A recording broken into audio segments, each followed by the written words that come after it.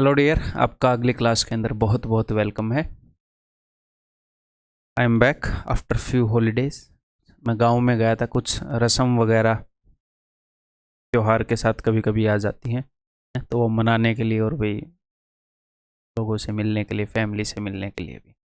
ठीक है, तो अभी हम कंटिन्यू करते हैं अपनी जर्नी अपने अगले चैप्टर के अंदर, मेंसुरेशन 2D। देखो 3 चैप्टर होते हैं। एक तो है प्लेन ज्योमेट्री, जिसको बोलते हैं। प्लेन ज्योमेट्री का क्या मतलब है? इसके अंदर प्रॉपर्टीज करवाते हैं, बेसिकली प्रॉपर्टीज। ठीक है, then next we have mensuration 2D। Mensuration 2D के अंदर जो 2D फिगर है, 2D फिगर का क्या मतलब है? जो भी एक 2 डायमेंशन में एक पेपर के ऊपर बनाई जा सकती हैं, ट्रायंगल होगी, रेक्टेंगुलर होगी, कोई भी क्वाड्रिलेटरल होगी, जो 2D फिगर हैं उनकी मेंसुरेशन। मेंसुरेशन का मतलब है मेजरमेंट, एरिया का, पेरीमीटर का। तो यहाँ पर प्रॉपर्टीज वाले क्वेश्चन करवाए जाते हैं, अलग अलग प्रॉपर्टीज।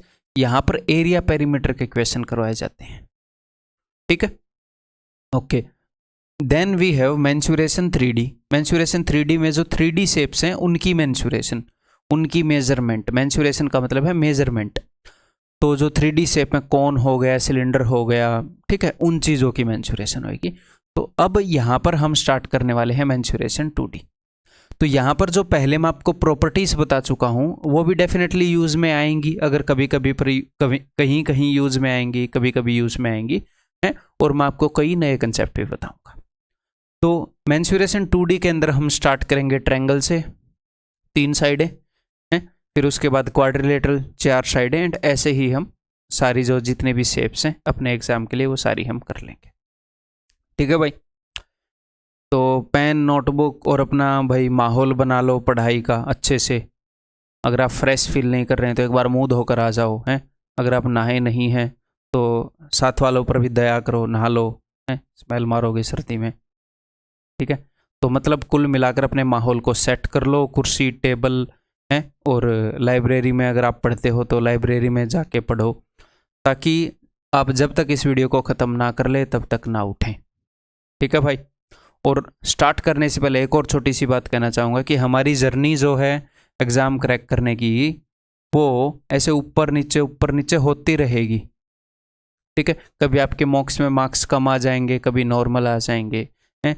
कभी आपका दिन अच्छा चला जाएगा, यानी कि पढ़ाई बढ़िया हो जाएगी, कभी अच्छी पढ़ाई नहीं होगी। मेरे साथ भी होता है, कभी ठीक ठाक मैंने वही अपना काम कर लिया, स्लाइड्स को मान लो PPTs को अरेंज वगैरह करना होता है क्लास के लिए, 2 वीडियो रिकॉर्ड कर ली, एक आधा एक्स्ट्रा काम कर लिया, कभी नहीं भी कर पाए ऐसा। तो ये बिल्कुल this is part and parcel of the journey, ये उस जर्नी का पार्ट है। इसके बिना वो जर्नी नहीं है, इन लो के बिना वो जर्नी नहीं है, इन लो के बिना वो हाई नहीं होंगे, हैं। कभी भी ऐसी जर्नी नहीं होगी, कभी भी ऐसी जर्नी नहीं होगी, नहीं होगी, ऊपर नीचे चलेगी। तो क्या है अपने, अब इसका मतलब ये नहीं है कि हम पढ़ना छोड़ दें, हैं। मतलब ऐसा भी लो नहीं आना कि बस नीचे ही चले जा रहे हैं, भिखारी बन गए, कहीं पर जाकर हैं, कहीं के भी नहीं रहे। ठीक है, कुल मिलाकर क्या है, हम अपने तरफ से काम करने की कोशिश करते रहेंगे, अपने आप को इम्प्रूव करने की कोशिश करते रहेंगे, बट फिर भी कुछ सर्कमस्टांसिस ऐसे आते रहेंगे, कभी कभी हमारी प्रोडक्टिविटी कम भी हो सकती है। तो कोई दिक्कत नहीं, हमारा काम क्या है, फिर से काम पे लगने पे, हमें सिर्फ इतना करते रहना है, हमारा यही काम है। रिजल्ट डेफिनेटली फिर मिल जाएगा अगर आप लगे रहोगे तो। ठीक है, ऐसा कोई पर्सन नहीं है जिसका टाइम टेबल ना टूटे, कोई भी नहीं है, कोई पैदा ही नहीं हुआ है, ठीक है, और ना होगा। तो ऐसा कोई पर्सन नहीं है जिसका टाइम टेबल ना टूटे। तो सक्सेसफुल कौन है, या फिर उस काम को कौन अच्छे से कर जाएगा, जो दोबारा उस ट्रैक के ऊपर आ जाता है टूटने के बाद। जो जितना जल्दी आता है वो उतना ही ज़्यादा एफिशिएंट है। ठीक है भाई, तो चलिए स्टार्ट करते हैं। तो एज यूजुअल हम क्या करेंगे, हम मिनिमम टाइम के अंदर मैक्सिमम एफर्ट या फिर मैक्सिमम रिजल्ट, मैं मिनिमम टाइम के अंदर मैक्सिमम एफर्ट लगाऊंगा, आप भी लगाएंगे, मिलकर लगाएंगे, और मैक्सिमम रिजल्ट लेकर आने की कोशिश करेंगे। तो ट्रायंगल्स के मेंसुरेशन 2D के जितने भी कंसेप्ट हैं, जितने भी तरह के क्वेश्चन आते हैं, आ सकते हैं अपने एग्जाम के रिलेवेंट, सारे करवाऊंगा मिनिमम टाइम के अंदर, बढ़िया सी अरेंजमेंट में। ठीक है, कई सारे कंसेप्ट आप रिवाइज करोगे, आपको पहले आते होंगे, कई सारी नई चीज़ें आप सीखोगे। कुल मिलाकर आपने वीडियो को स्किप नहीं करना है, चाहे चीज़ें ईजी लगे, मुश्किल लगे, मैं एक कंप्लीटनेस आपको देने की कोशिश करूंगा, और कंप्लीटनेस आपको एक वीडियो में नहीं मिलेगी, एक कंसेप्ट में नहीं मिलेगी। जब चैप्टर पूरा हो जाएगा तो कंप्लीटनेस फील होगी। कई चैप्टर्स ऐसे होते हैं कि हाँ मज़ा आया, हो सकता है एक वीडियो में वो मज़ा ना आए। कई चैप्टर ऐसे होते हैं कि एक वीडियो में ही, हर एक वीडियो में ही yes yes yes we are going good, ऐसे मज़ा आता है। कई चैप्टर क्या है कि आधी वीडियो देखी उस चैप्टर की, वो मज़ा नहीं आ रहा है, लेकिन जब वो पूरा होगा तब हाँ कि बात बन गई भाई। तो टेंशन नहीं लेनी, आपको कुल मिलाकर सिलेबस कवर करते रहना है, ठीक है। और अगर आप सिलेबस को कवर नहीं करोगे देन ठीक है, कोई दिक्कत नहीं है। आपको जॉब नहीं चाहिए, ठीक है, मत करो सिलेबस को कवर, क्या दिक्कत, आपको नहीं मिलेगी, ज़बरदस्ती नहीं मिलेगी, टेंशन मत लो। हाँ, अगर आपको जॉब चाहिए, आप वाकई में सीरियस हैं, आप लगे रहो, आप टेंशन मत लो, रिजल्ट क्या होएगा उसका, ठीक है। क्लियर है? स्टार्ट कर दें फिर, चलो जी। तो सबसे पहले भाई, जितने भी तरीके से ट्रायंगल का एरिया निकाला जा सकता है वो सारे फॉर्मूले आपके सामने हैं, एक एक करके सबको एक्सप्लेन करता हूं। अगर हमारे सामने कोई ट्रायंगल है और हमें उसके किसी भी साइड की लंबाई पता है, किसी भी साइड की लंबाई, और उस साइड के ऊपर जो उस ट्रायंगल की हाइट है, उस साइड के कोरस्पॉन्डिंग जो उसकी हाइट है, या फिर उसके ऊपर जो एल्टीट्यूड बनती है उसकी जो हाइट है, अगर हमें वो पता हो तो हम एरिया निकाल सकते हैं। अगर किसी साइड के ऊपर की हाइट गिवन है तो उस साइड को हम बोलते हैं बेस। इस हाइट के लिए कि कौन से बेस पर हाइट है, तो इस बेस पर हाइट है। अगर आपको बेस की लंबाई पता है, हाइट की लंबाई पता है, यानी कि उसके कोरस्पॉन्डिंग एल्टीट्यूड की लंबाई पता है, तो area will be half into base into height. Done, clear है भाई? ठीक है जी। देन नेक्स्ट, मतलब अगर ये चीज़ें गिवन हो तो ऐसे एरिया निकलेगा, ये चीज़ें गिवन हो तो ऐसे एरिया निकलेगा, ये चीज़ें गिवन हो तो ऐसे एरिया निकलेगा। तो एरिया का कोई फॉर्मूला नहीं है। एरिया का फॉर्मूला क्या है कि हमें सामने से क्या मिला उसके अकॉर्डिंग हम कौन सा फॉर्मूला लगाएंगे, तो वो सारे एक बार हम देख लेते हैं, ठीक है। कि सामने से भैया चीज़ क्या दी है, उसने पूछ तो लिया एरिया, लेकिन उसने सामने से इनपुट क्या दिया है, उसके अकॉर्डिंग मैं कौन सा फॉर्मूला यूज़ करूँगा, ठीक है। करूँ फिर स्टार्ट। देखो, अगर हमें ट्रायंगल की दो साइडों की लंबाई गिवन है और उन दोनों साइडों के बीच का एंगल गिवन है, किसी भी तरीके से उसने बता दिया, डायरेक्टली बता दिया, इनडायरेक्टली बता दिया। अगर हमें ट्रायंगल की दो साइडों की लंबाई पता है और उन दोनों साइडों के बीच का एंगल पता है, तो area will be half A B sine theta. ऐसे हम एरिया निकाल सकते हैं। इन सारी चीज़ों को प्रूव किया जा सकता है, लेकिन कोई फ़ायदा नहीं होएगा। जिसको प्रूव करने में फ़ायदा होएगा मैं प्रूव करके दिखाऊंगा, अदरवाइज हमें डायरेक्टली ये रटी हुई होनी चाहिए। हीटर बहुत जोरों शोरों से चल रहा है, मैं एक बार ऐसे तो गले को सुखा देगा भाई। चलो देखते हैं, ठीक है, ये बात समझ में आ गई। नेक्स्ट, अगर आपको ट्रायंगल की तीनों साइड्स की लंबाई गिवन है, तीनों साइड्स की लंबाई गिवन है, तो उस केस में हम हीरोन्स फॉर्मूला का यूज़ करेंगे। यहाँ पर ये जो एस है, एस क्या है, एस है सेमी पेरीमीटर, यानी कि जो पेरीमीटर है तीनों साइड्स की लंबाई का सम डिवाइडेड बाई 2। पेरीमीटर क्या होता है, तीनों साइड्स की लंबाई का सम। परिमा आप हिंदी में बोलते हैं, एरिया को क्षेत्रफल बोलते हैं। हिंदी वालों के लिए बोल रहा हूँ, अदरवाइज तो आपको इतना पता ही होगा। तो दिस इज हीरोन्स फॉर्मूला, और ये मैंने आपको ब्रह्मगुप्तास फॉर्मूला से थोड़ा सा डिराइव करके भी दिखाया था। ब्रह्मगुप्तास फॉर्मूला है, थ्योरम जो भी है, वो एक साइक्लिक क्वाड्रिलेटरल के लिए मैंने आपको बताया था कि एक साइड को जीरो कर दूंगा तो ट्रायंगल का एरिया आ जाएगा। अगर आपको गजनी जैसी आपकी याददाश्त नहीं है तो याद होएगा आपको।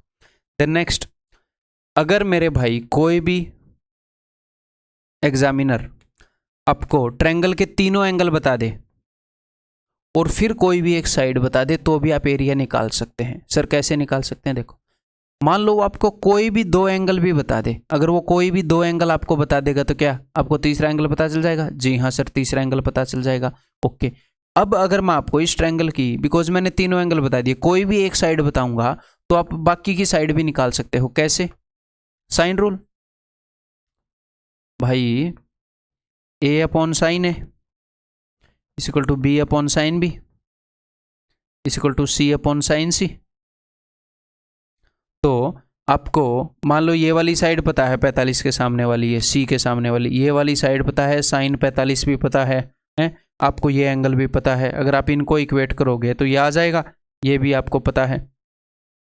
तो जो साइन रूल है वो क्या कहता है, साइन रूल ये कहता है कि ट्रायंगल की तीनों साइड्स की लंबाई का जो रेशियो होता है वो होता है उस साइड के सामने जो एंगल हैं, जो कोरस्पॉन्डिंग एंगल हैं, उनके साइन के रेशियोज के। तो अगर आपको तीनों एंगल पता है तो आपको साइन 30, साइन 45, साइन समथिंग जो भी आएगा वो पता है, वो ऐसे ही देगा जो आपको पता होंगे। तो आप उनके सामने वाली साइड्स का रेशियो भी निकाल सकते हो लंबाई का, और उसने अगर एक साइड दे दी तो बाकी साइड भी आ जाएंगे। आपके पास रेशियो है और आपके पास एक वैल्यू है तो सारी आ जाएंगी। फिर सर हम कैसे लगाएंगे, अगर सारी साइड आ गई तो हीरोन्स फॉर्मूला लगा लोगे, अगर दो साइड आ गई उनके बीच का एंगल ऐसा है जिसका हम साइन ले सकते हैं तो ये वाला रूल लगा लेंगे। समझ में आ गई बात? मतलब मैं ये कह रहा हूँ ये कोई फॉर्मूला नहीं है कि अगर ऐसा इनपुट मिले तो भी हम एरिया निकाल सकते हैं।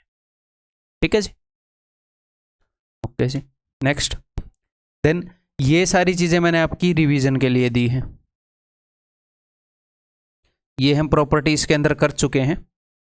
ये इन रेडियस है, ये सरकम रेडियस है, ये एक्स रेडियस है, प्रॉपर्टीज में कर चुके हैं तो रिवीजन के लिए है। ठीक है, तो ये एरिया का कच्चा चिट्ठा है एक हिसाब से ट्रायंगल के एरिया के फॉर्मूले इसका। अब हम आगे बढ़ते हैं कि क्या क्या केसेस, कैसी कैसी सिचुएशंस एग्जामिनर आपको देता है। पहले तो चलो ये करेंगे, ठीक है, वो सारी सिचुएशन करेंगे फिर सारे क्वेश्चंस करेंगे। देखो नेक्स्ट, तो ये तो किसी भी ट्रायंगल के लिए ट्रू है। अगर उसने हमें इक्विलेटरल ट्रायंगल दे दी, तो इक्विलेटरल ट्रायंगल एक स्पेशल ट्रायंगल है, उसकी तीनों साइड्स जो हैं वो बराबर होती हैं।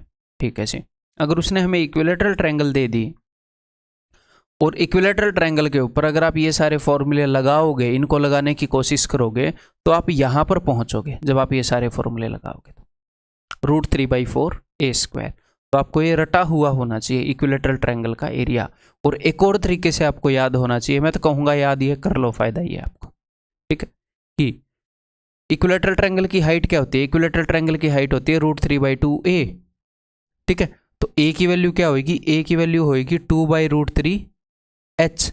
अगर आप a की इस वैल्यू को यहां पर पुट कर देते हो तो अगला फॉर्मूला आ जाता है h²/√3।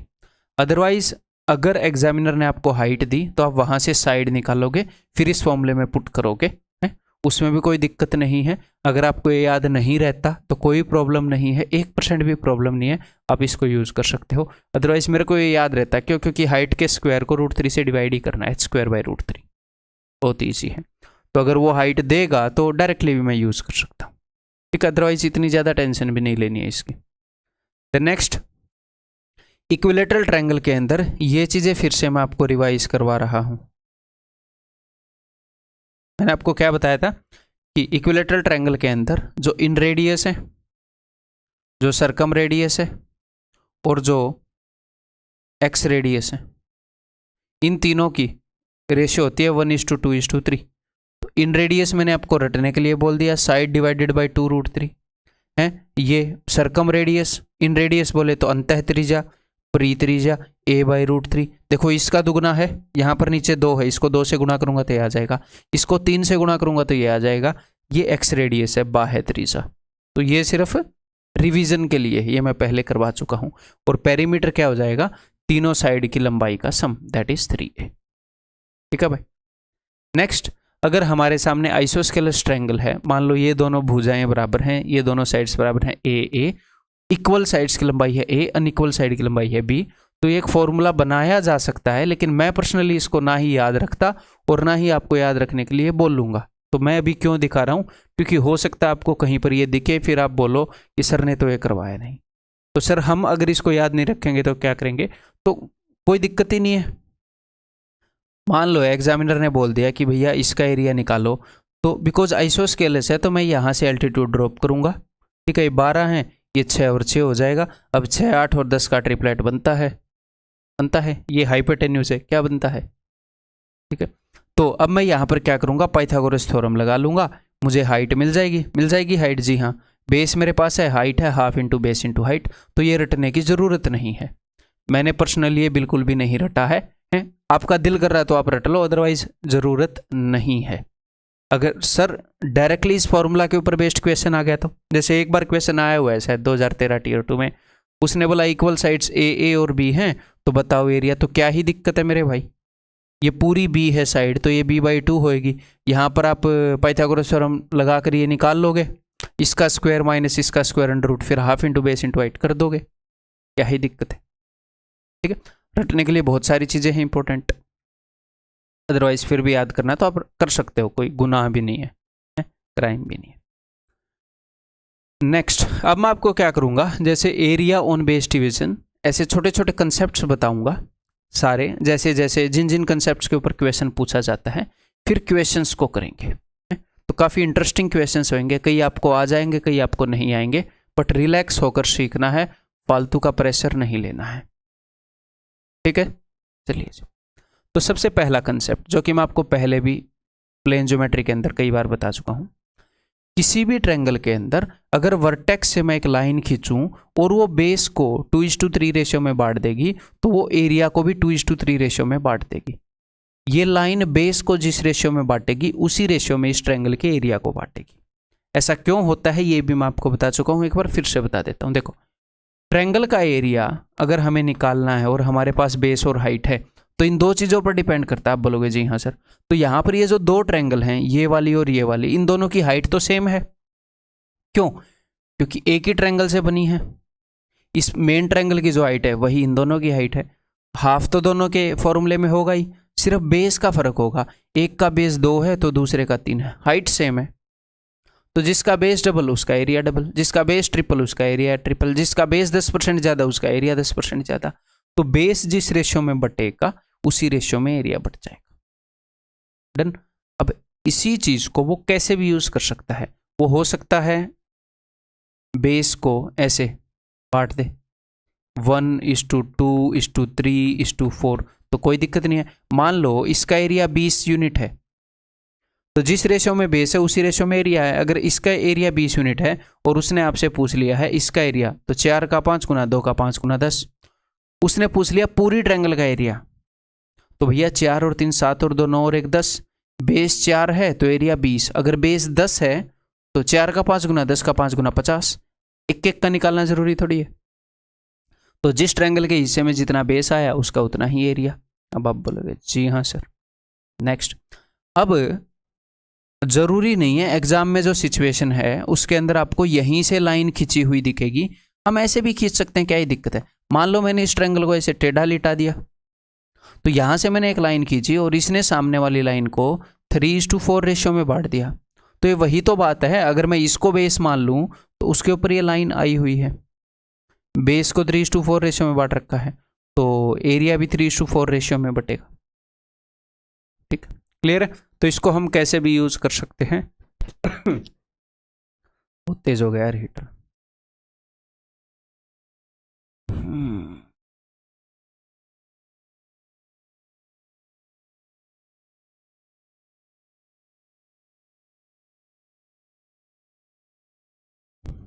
चलो ठीक है जी, तो भी इसके ऊपर बेस्ड क्वेश्चंस करोगे, बताओ। ये जो लाइन है 3:4 रेशियो में बटी हुई है, ये पैरेलल लाइंस है, यहाँ का एरिया 12 यूनिट है, यहाँ का एरिया बताओ जहाँ पर क्वेश्चन मार्क है। देखता हूँ आप बता पाओगे कि नहीं बता पाओगे।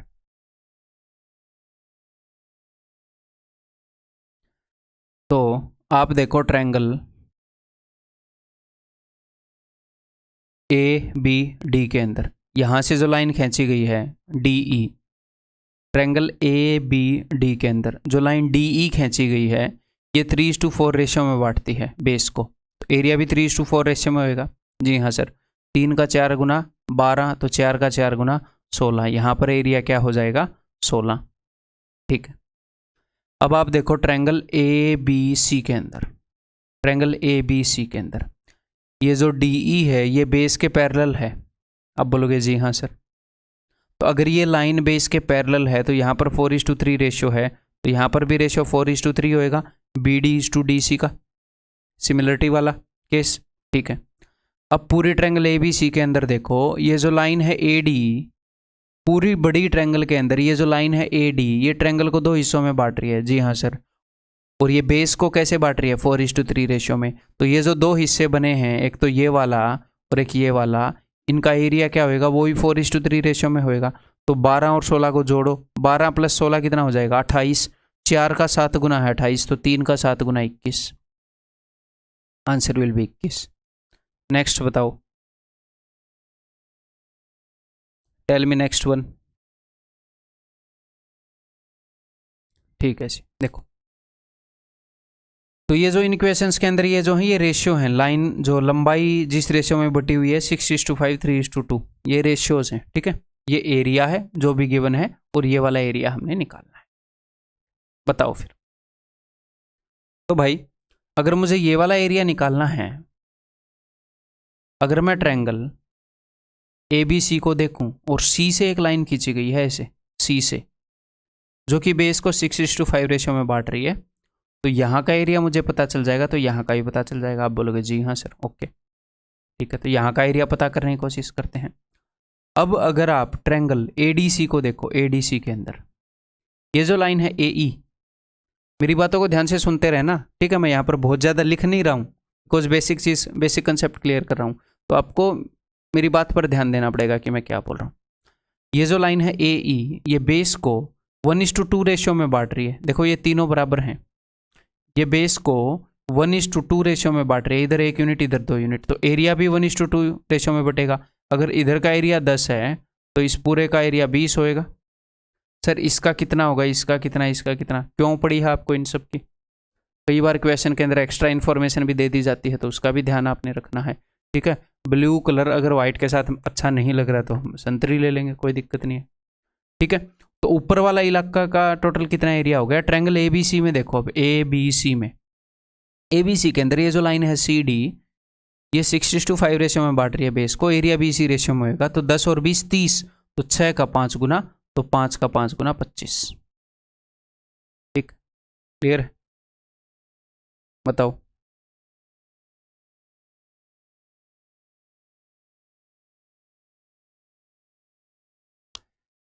थीटा थीटा, तो ये एंगल बाइसेक्टर है मेरे भाई। अगर ये एंगल बाइसेक्टर है तो ये सामने वाली साइड को उसी रेशियो में बांटेगा जिस रेशियो में इंक्लूडिंग साइड्स की लंबाइयों का रेशियो 3:2, यहाँ पर भी रेशियो 3:2 ही होगा। और ये सामने वाली साइड को, यानी कि ये बेस को 3:2 रेशियो में बांट रहा है, तो एरिया भी 3:2 रेशियो में बटेगा। तो 3 का 3 गुना, 2 का 3 गुना 6, that's it, option C. Next,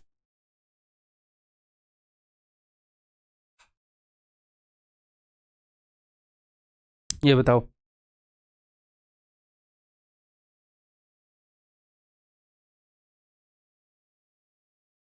तो यहाँ पर क्या है, ये जो एंगल A है इसका एक्सटीरियर एंगल बाइसेक्टर है, यहाँ पर इंटीरियर एंगल बाइसेक्टर। तो मैं आपको जस्ट ये बता रहा हूँ कि वो कैसे कैसे चीज़ों को यूज़ कर सकता है। बेस वाले के अंदर कैसे सिमिलरिटी को उसने यूज़ कर लिया है, थोड़ी सी कॉम्प्लेक्स सिचुएशन दे दी, या फिर बेस वाले के अंदर एंगल बाइसेक्टर थ्योरम को यूज़ कर लिया, एक्सटर्नल एंगल बाइसेक्टर थ्योरम को यूज़ कर लिया, तो ऐसे करके वो चीज़ें यूज़ कर सकता है। तो हम चीज़ों को रटेंगे नहीं, हम जस्ट समझेंगे, ठीक है, लेकिन बहुत ही तसल्ली से समझेंगे कि हमारी पकड़ में आ जाए, इस तरीके से समझेंगे, ठीक है।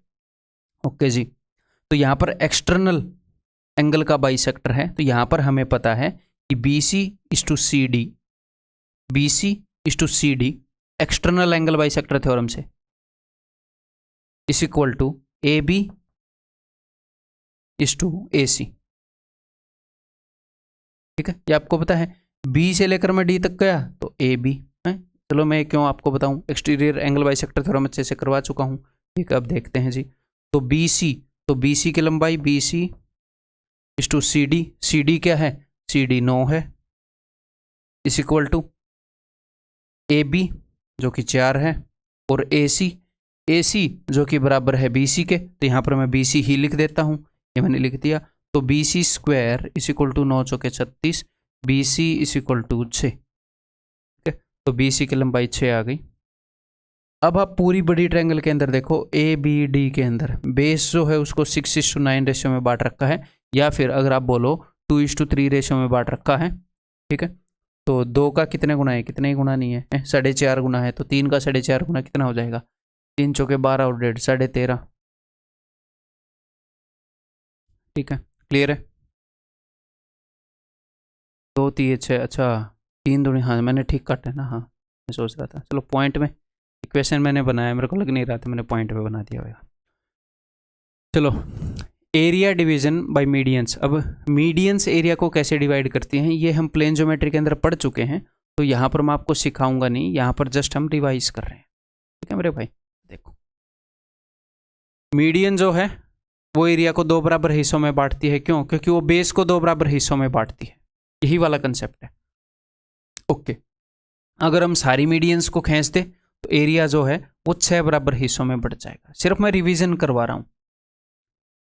ये यहाँ पर सेंट्रोइड है, मैंने क्या किया, मीडियन के ये अगले वाला जो हिस्सा था, सेंट्रोइड के अगले वाला हिस्सा, सिर्फ इसको मिटो दिया, इसके आगे वाले हिस्से को मिटो दिया, इसको मिटो दिया, तो 3 हिस्से बन गए, तो इनका एरिया बराबर होएगा। जस्ट मैंने क्या किया, इसको मिटो दिया, तो ये देखो ये कैसा हिस्सा बन गया, इसको रब कर दिया, इसको रब कर दिया, तो ये 3 हिस्से बन गए, 2 2 2 2 यूनिट 2 यूनिट 2 यूनिट, यानी कि सबका बराबर है।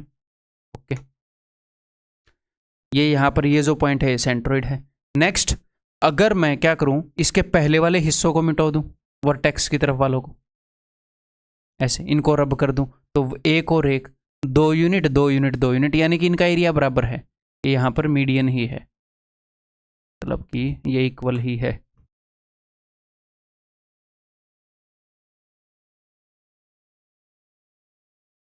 नेक्स्ट, ये सारे मिड पॉइंट्स हैं, तो यहाँ पर ये जो 4 ट्रायंगल बनेगी, पहले मैं प्रूव कर चुका हूँ, तो इन सब का एरिया जो है वो बराबर होएगा। ठीक है, प्लेन प्रॉपर्टीज के अंदर हम कर चुके हैं, प्लेन ज्योमेट्री के अंदर। नेक्स्ट, अब आपको सिर्फ 1 2 3 4 5 ये चीज़ें पता होनी चाहिए, या फिर ये तो आपको पता ही है, सिर्फ ये 4 सिचुएशन आपको पता होंगी, तो उसके बाद आप बहुत सारी सिचुएशन को ऑन द स्पॉट बना सकते हो। कैसे? आपको ये मर्सिडीज का साइन याद है? आप बोलोगे जी हाँ सर याद है। तो इसका एरिया 1 है, इसका 1 है, इसका 1 है। ओके सर, इनका बराबर हो गया, ये सेंट्रोइड है ट्रायंगल का। ओके जी, तो अंदर वाले ट्रायंगल का एरिया कितना है? 1 1 1 3 यूनिट, और इसका जितना एरिया है उतना ही इनका होता है, तो इनका भी 3 यूनिट 3 यूनिट 3 यूनिट। अगर कभी इन चीज़ों की ज़रूरत पड़े, क्योंकि कभी इस छोटे से टुकड़े की पड़ती है, कभी इसकी ज़रूरत पड़ती है, इसलिए मैं आपको बता रहा हूँ। ठीक है, नेक्स्ट, ये अगर 1 है, ये 1 1 1 1 1, ओके क्लियर है। ये वही वाला केस है, कौन से वाला? ये वाला। ओके जी, ये सेंट्रोइड है, यहाँ पर मिड पॉइंट्स को ऐसे मिला दिया है। अगर इस अंदर वाले ट्रायंगल का इसका एरिया जो 1 है, तो इनका भी एरिया 1 1 है, यानी कि इस अंदर वाले का एरिया कितना? 6 यूनिट, तो इसका एरिया भी 6 यूनिट। तो ये 3 ये 3, ये ऐसे क्यों हो रहे हैं प्लेन ज्योमेट्री में बता दिया गया भाई, डाउट नहीं रखना है वहाँ पर। नेक्स्ट, ये वाला केस आपको याद है? आप बोलोगे जी हाँ सर याद है। अगर ये 1 है, ये 1 है, ये 1 है, ओके, तो अगर ये अंदर वाली ट्रायंगल 3 यूनिट है, ये 3 यूनिट है, तो ये भी 3 ये भी 3 ये भी 3, ओके सर, तो ये भी 3। अब 3 को आधा आधा बांटूंगा तो 1.5 होएगा, क्यों ना इनको 2 2 कर देते हैं। ओके जी, तो ये 6 हो गया, तो 3 ये 3 ये 3 3 3 3। क्या ये मैंने रट रखा है? नहीं, आपके सामने जैसे निकाल रहा हूँ ऐसे ही निकाल सकता हूँ 1 2 सेकंड के अंदर, बस यही है। ठीक है, आपने रटना है जी नहीं। ठीक है, क्लियर है। नेक्स्ट, एक ये सिचुएशन बार बार आती है, figures between same parallel lines. इसका क्या मतलब है? इसका मतलब है मान लो ये 2 पैरेलल लाइन है, ठीक है, ये है ए, ये है बी। मैंने एक ट्रायंगल बना दी यहां पर ऐसे, फिर एक और ट्रायंगल मैंने बना दी ऐसे, एक और ट्रायंगल बना दी ऐसे। इन सभी ट्रायंगल्स का जो एरिया जो है वो इक्वल होएगा। क्यों होएगा? बिकॉज ट्रायंगल का एरिया डिपेंड करता है बेस और हाइट पर, हाफ पर तो डिपेंड नहीं करता, क्योंकि भाई दूसरी ट्रायंगल के बेस और हाइट ही अलग होंगे, हाफ तो उसमें भी होएगा। बेस और हाइट पर डिपेंड करता है किसी भी ट्रायंगल का एरिया। अगर 2 ट्रायंगल के एरिया को कंपेयर करोगे तो उन दोनों के बेस के बीच में क्या रिलेशन है, किसी ट्रायंगल का बेस बड़ा है कि नहीं, हाइट बड़ी है कि नहीं, बेस और हाइट पर डिपेंड करता है। तो अगर आप एक ही बेस पर ट्रायंगल्स बनाओगे, ये जो 3 ट्रायंगल है यहाँ पर ABC और ABD और ABE, इनका बेस तो सेम है, आप बोलोगे जी हाँ सर बेस तो सेम है, और 2 पैरेलल लाइन के बीच में है तो इनकी हाइट भी सेम है, आप बोलोगे जी हाँ सर हाइट भी सेम है, तो इनका एरिया भी सेम होगा। तो इसलिए बोलते हैं कि triangles with same base and drawn between same parallel lines are equal in area. तो बस अब आप ये बात ध्यान रखोगे, यही मामला है। ऐसे ही जो अपना पैरेललोग्राम है, पैरेललोग्राम का एरिया क्या होता है? पैरेललोग्राम का एरिया होता है, आगे हम करेंगे, बेस, जैसे ट्रायंगल का एरिया होता है बेस इनटू हाइट। एक पैरेललोग्राम के अंदर से 2 ट्रायंगल बनती हैं, पैरेललोग्राम ट्रायंगल का डबल होता है, तो इसको अगर मैं इंटू 2 करूँ तो बेस इंटू हाइट, तो पैरेललोग्राम का एरिया होता है बेस इंटू हाइट। तो अगर ये दोनों लाइनें पैरेलल हैं, यहां पर मैंने एक पैरेललोग्राम बना दिया ऐसे, तो अब अगर मैं कोई और पैरेललोग्राम भी बना दूंगा ऐसे ऐसे ए बी पी क्यू, तो A B C D C मान लो, ए बी डी सी, ये वाला जो पैरेललोग्राम है और ये वाला जो पैरेललोग्राम है, इनका एरिया सेम होएगा। क्यों सर? इसलिए सेम होएगा क्योंकि दोनों का बेस सेम है।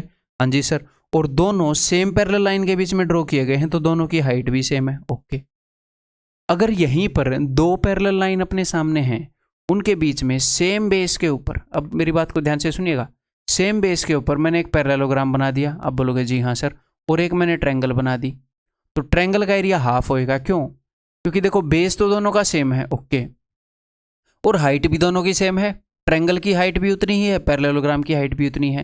लेकिन पैरेललोग्राम का एरिया होता है बेस इंटू हाइट और ट्रायंगल का एरिया होता है half into base into height. तो ट्रायंगल के एरिया में जो हाफ आता है, इस कारण पैरेललोग्राम के कंपैरिजन में इसका एरिया हाफ होएगा।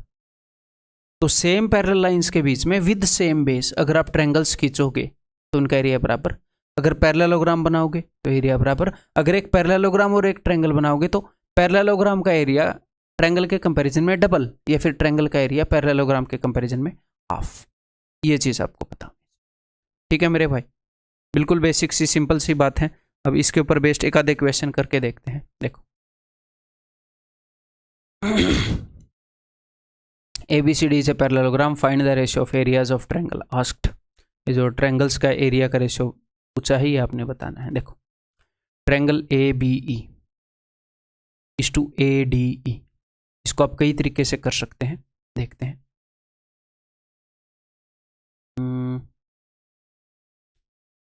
चलो एक तो मैं एक तरीके से बताता हूं पहले। पूरे पैरेललोग्राम ABCD, मुझे इन दोनों ट्रायंगल का एरिया का रेशियो बताना है? तो क्या होता है, जनरली बार बार चीज़ें हाफ हो रही होती हैं। तो पूरे पैरेललोग्राम ABCD का जो एरिया है, मैंने 16 यूनिट मान लिया, मैंने जानबूझ के मान लिया। एटलीस्ट ये 4 बार हाफ हो सकता है, 2 की पावर 4 है। मेरा दिल करता था मैं 32 मान लेता, कोई दिक्कत नहीं है, मैंने 16 यूनिट मान लिया। ओके सर, अब देखो पूरे पैरेललोग्राम ABCD के कंपैरिजन में ट्रायंगल ABE का एरिया क्या होएगा? हाफ होएगा। सीधा सीधा आपको दिख रहा है, चाहे आप ये यहाँ पर बना लेते, चाहे आप ये यहाँ पर बना लेते। यही मैंने बताया, दो पैरेलल लाइंस के बीच में अगर एक पैरेललोग्राम बना रखा, उसी बेस पर एक ट्रायंगल बना रखे, तो ट्रायंगल का एरिया हाफ होएगा। आप बोलोगे जी हाँ सर हाफ होएगा। ओके, तो पूरे पैरेललोग्राम का एरिया अगर 16 यूनिट है तो ABE का 8 यूनिट होएगा। ओके, अब मैं ADE का देख रहा हूँ, ADE का कितना होएगा। अब अगर मैं ये डायगोनल खींच दूं तो पैरेललोग्राम के अंदर ये जो डायगोनल है, ये एरिया को 2 बराबर हिस्सों में बांट देता है। आप बोलोगे जी हाँ सर 2 बराबर हिस्सों में बांट देता है। तो इस डायगोनल के ऊपर कितना एरिया होएगा? 8, इसके नीचे 8, क्योंकि टोटल मैं 16 मान के बैठा हूँ। ठीक है, अब ट्रायंगल ACD के अंदर ये जो लाइन है AE, ये मीडियन है, ये एरिया को 2 बराबर हिस्सों में बांटेगी। अगर इस डायगोनल के ऊपर 8 यूनिट है तो ये 4 यूनिट होएगा और इधर ये 4 यूनिट होएगा। तो ADE का एरिया 4 यूनिट है, तो आंसर विल बी 2:1। एक ये तरीका है, क्लियर डन। या फिर आप क्या कर सकते हो, देखो हम सिर्फ कंपेयर करेंगे बेस और हाइट।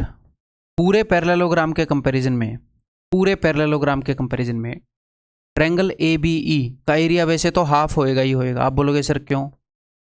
अगर बेस सेम और हाइट सेम हुई तो भी एरिया हाफ होएगा, क्योंकि ये ट्रायंगल है वो पैरेललोग्राम है, पूरा पैरेललोग्राम है। पैरेललोग्राम का एरिया होता है बेस इंटू हाइट, ट्रायंगल का एरिया होता है half into base into height. Base और हाइट सेम हुए तो भी हाफ होएगा।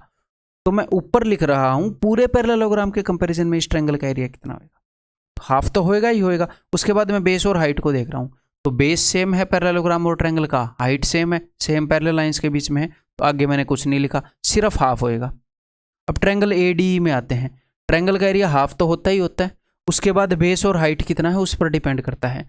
तो ADE में देखो, अगर मैं इस लाइन को बेस मान लूं, अब ध्यान से मेरी बात को सुनो, अगर मैं इस लाइन को बेस मान लूं, या फिर इसे भी छोड़ो, अच्छे से समझ पाओगे, अगर मैं इस लाइन को बेस मान लूं तो पूरे पैरेललोग्राम के कंपैरिजन में इस ट्रायंगल का बेस कितना? आप बोलोगे सर हाफ, क्योंकि मिड पॉइंट है, DE = EC। तो हाफ तो वैसे ही एरिया होना था, हाफ और होएगा, क्यों? क्योंकि बेस हाफ है। और हाइट, सर हाइट तो पूरी पूरी है पैरेललोग्राम जितनी, तो हाइट के लिए इंटू 1 कर लो या कुछ मत लिखो। अगर हाइट भी हाफ ली होती तो हम यहां पर भी हाफ कर देते।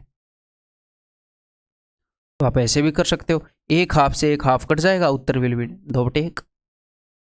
ठीक, क्लियर है मेरे भाई? अगली फिगर पर चलें। देखो, area of triangle A B F, तो इसका एरिया होएगा जी 1/4 पूरे पैरेललोग्राम के कंपैरिजन में। कैसे? देखो डायरेक्टली दिख रहा है। अगर मैं डायगोनल ड्रॉ कर लूँ तो डायगोनल एरिया को आधा आधा कर देगा, और इस डायगोनल के बाद भी यहाँ पर एक मीडियन खींची गई है जो एरिया को आधा आधा कर देगी। आधे का भी आधा, तो it is 1/4। Okay, area of triangle A B E same base पर है और सेम पैरेलल लाइन के बीच में है, तो जस्ट हाफ होएगा। क्यों? क्योंकि एक ट्रायंगल है और दूसरा पैरेललोग्राम है। तो यहाँ पर क्या हो जाएगा? 1/4 बाई 1/2, तो 1/2। मैं उत्तर निकालने में इंटरेस्टेड नहीं हूँ, मैं इंटरेस्टेड हूँ आपको ये समझ देने में, थोड़ा सा आपकी समझ को इम्प्रूव करने में। और एक और बात मैं यहाँ पर आपको बताना चाहूँगा, अगर आप ट्रायंगल ए बी एफ का एरिया निकालना चाह रहे हो पूरे पैरेललोग्राम के कंपैरिजन में, तो एक तो पहले ही हाफ कर दो। क्यों? क्योंकि एक ट्रायंगल है।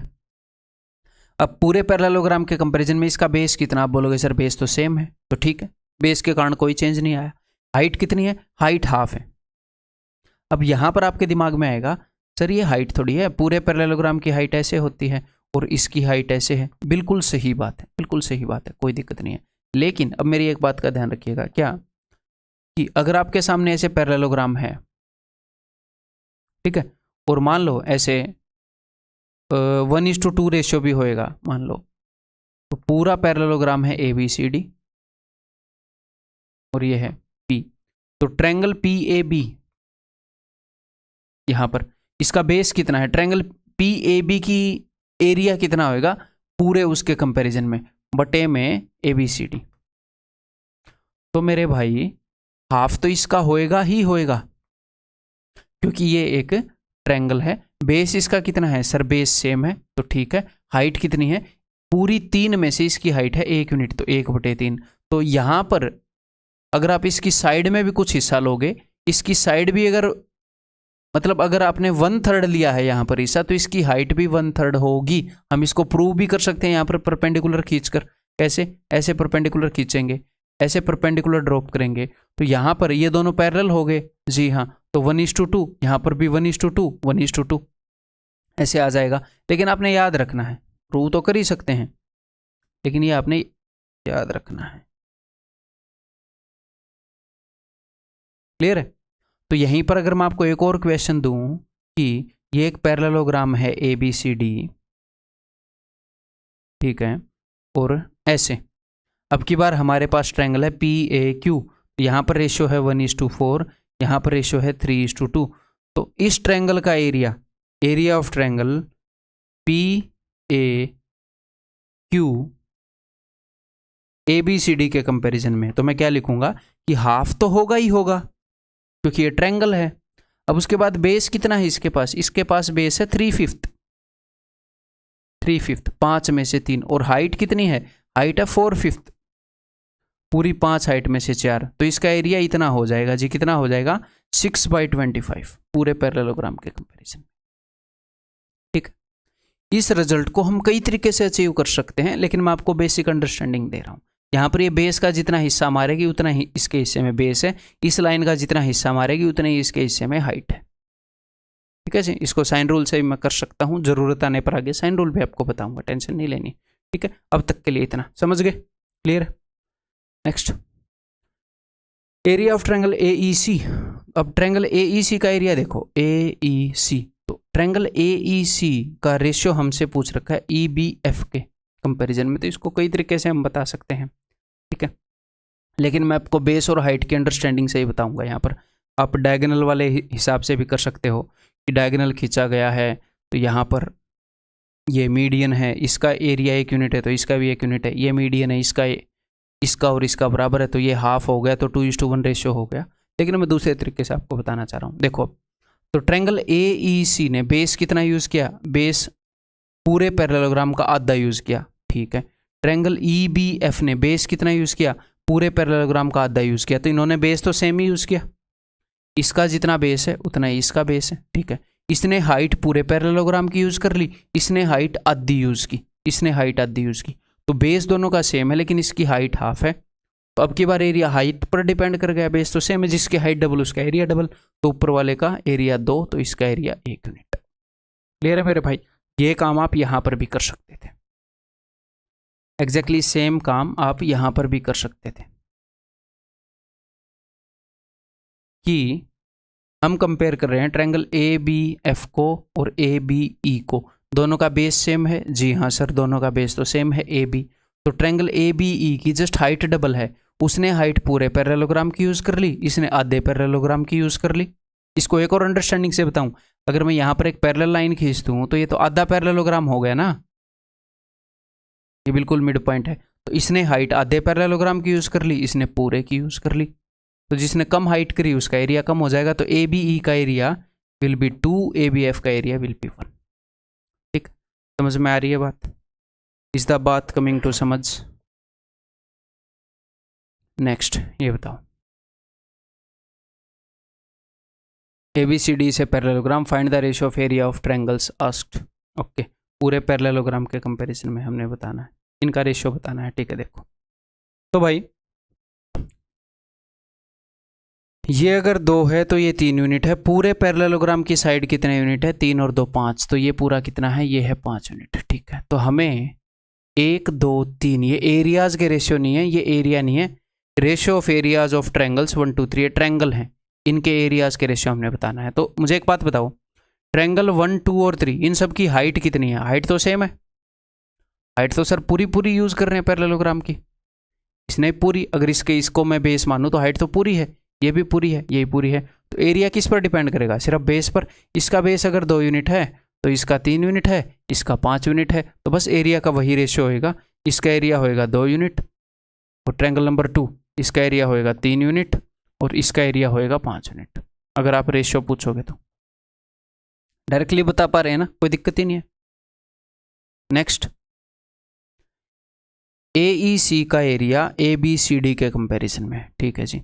तो AEC ने, देखो ट्रायंगल का एरिया पैरेललोग्राम के कंपैरिजन में, तो ट्रायंगल का एरिया तो वैसे भी हाफ होना है, इसके फॉर्मूला में हाफ आता है, उसके फॉर्मूला में नहीं आता, हाफ इनटू, अब हम बेस को कंपेयर करेंगे, इसका बेस कितना है? इसका बेस है 1/6, उसका बेस अगर 6 है तो इसका 1 है, तो ये लो भाई बेस को कंपेयर कर लिया हमने, ये फॉर्मूला के कारण, ये बेस के कारण, हाइट दोनों की पूरी पूरी है, तो आ गया 1/12।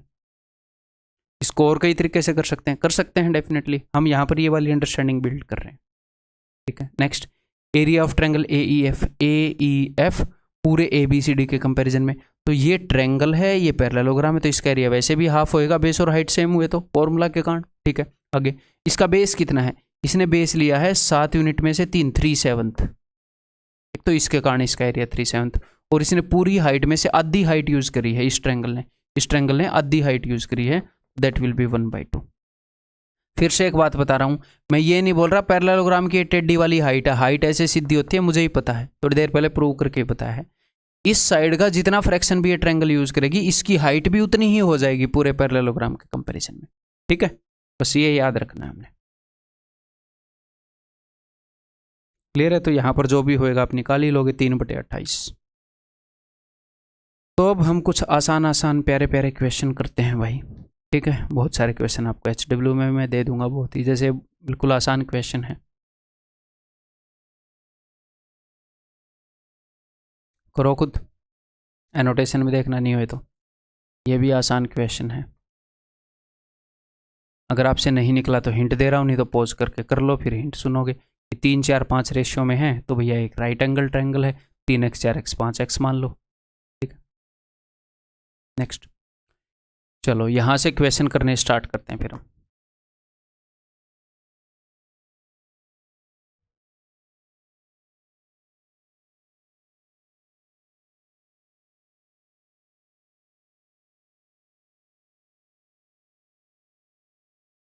ठीक, देखो, in a triangular field having sides 30 metre 72 metre and 78 metre, the length of the altitude to the side measuring 72 metre is what, ठीक है। तो सबसे पहले तो यहाँ पर आपको एक चीज़ स्ट्राइक हो जानी चाहिए, इस 78 को देखकर। 78 13 के पहाड़े में आता है, ठीक है। और 13 जो है वो क्या है, वो एक पाइथागोरियन ट्रिपलेट का हाइपोटेन्यूस है। 13 का 6 गुना, ये देखो ये है 5 का 6 गुना,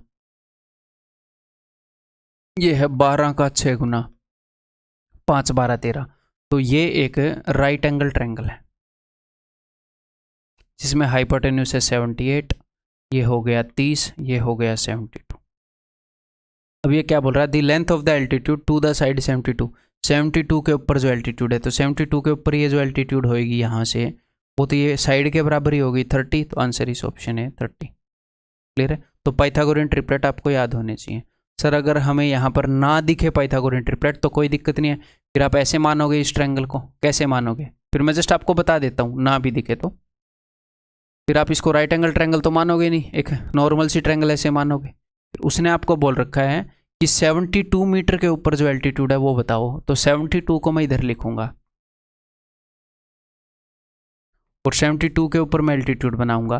तो अब मैं इस ट्रायंगल का एरिया दो तरीके से निकाल सकता हूँ, एक तो हीरोन्स फॉर्मूला से, बिकॉज मेरे पास तीनों साइड्स हैं, ठीक है, और दूसरा मैं निकाल सकता हूँ half into base into height. अगर आप हीरोन्स फॉर्मूला से भी इसे निकालने चलोगे तो मेरे भाई आपको क्या करना चाहिए, आपको काट देनी चाहिए कॉमन मल्टीपल से। 6 5 6 13 6 12, आपको उसके बाद दिख जाएगा 5 12 13, फिर भी ना दिखे बिल्कुल ही सुरदास हो तो कोई नहीं, ठीक है। तो मैंने साइड्स को 6 से काट दिया, तो जो वन डायमेंशनल चीज़ें थी मैंने उनको 6 से काट दिया। तो बाद में उत्तर को आप 6 से गुणा नहीं करोगे, उत्तर में है एरिया 2 डायमेंशन में, उसमें आप 36 से गुणा करोगे। तो यहां पर मैं एरिया निकालूंगा 5 12 13 को लेकर, उसको मैं 36 से गुणा करूंगा, फिर उसको मैं इक्वेट करूंगा हाफ इंटू बेस 72 और इसके ऊपर वाली हाइट। आपको ये निकालना है, ये आपके पास हो ही जाएगा। हीरोन्स फॉर्मूला का यहां पर यूज करेंगे, तीनों साइडों की लंबाइयां गिवन है, ठीक। नेक्स्ट ये बताओ, the perimeter of a triangle. आपका दिमाग थोड़ा धीरे धीरे गर्म करेंगे चैप्टर के अंदर, ठीक है। पहले प्यारे प्यारे इक्वेशन, फिर बढ़िया बढ़िया इक्वेशन करेंगे। The perimeter of a triangle is 30 centimetre and it's area is 30 centimetre square. If the largest side measures 13 centimetre, अगर बड़ी साइड की लंबाई 13 सेंटीमीटर है, तो ये आए हुए क्वेश्चन है कई, ठीक है, कई आए हुए क्वेश्चन हैं जिनके अंदर वो क्या यूज कर रहा है मैं आपको बता देता हूँ। यहाँ पर बड़ी साइड उसने 13 बताई, तो आपको 5 12 13 स्ट्राइक हुआ। तो ये जरूरी नहीं है कि ये 5 12 13 वाली ट्रायंगल होगी, जरूरी नहीं है, मैं जस्ट वेरीफाई करूंगा। इसका एरिया कितना है, इसका area half into base into height, कितना हो गया 30। इसका पेरीमीटर कितना है, इसका पेरीमीटर है 5 + 12 + 13, कितना हो गया 30, यही उसने बताया है।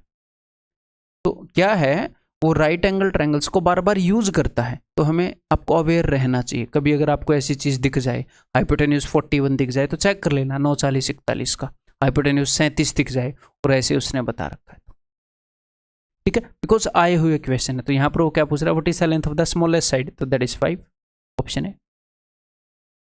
अगर हमें ये ना दिखे तो देखो, अगर आपको ये ना दिखे, the perimeter of a triangle is 30 centimetre, कैसे,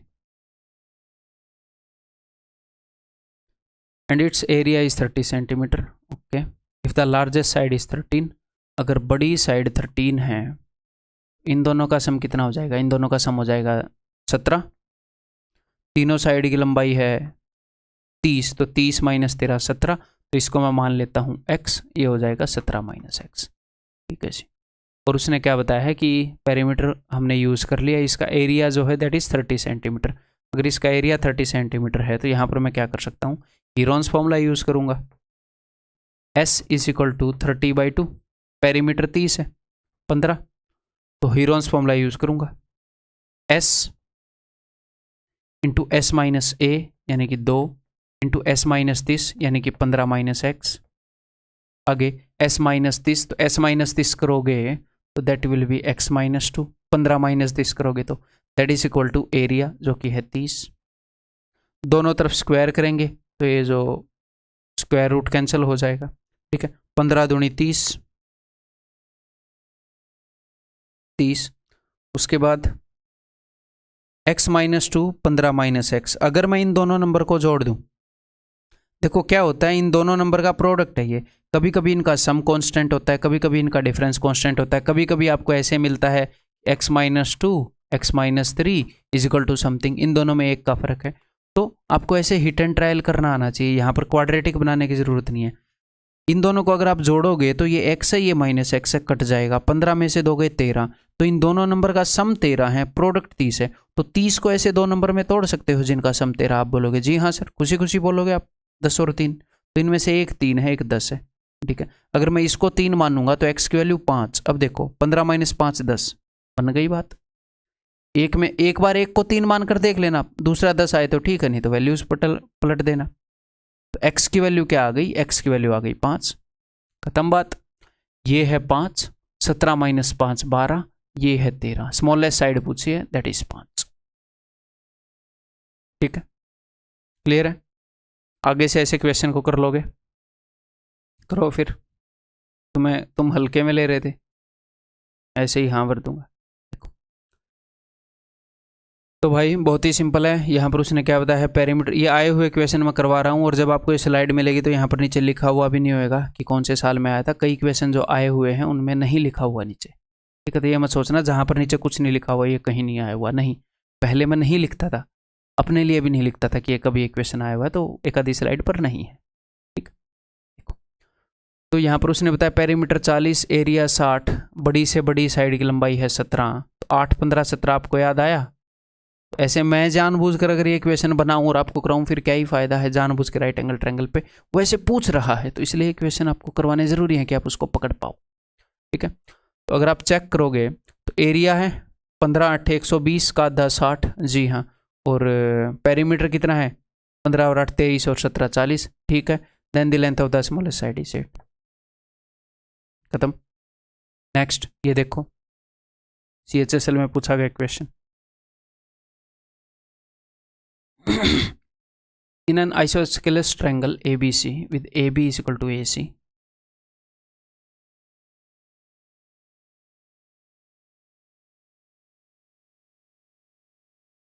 and AD is perpendicular to BC, AD जो है that is perpendicular to BC। अगर isosceles triangle के अंदर आप एल्टीट्यूड खींचोगे तो वो मीडियन भी होएगी, इसको दो बराबर हिस्सों में बांटेगी, we know that, okay।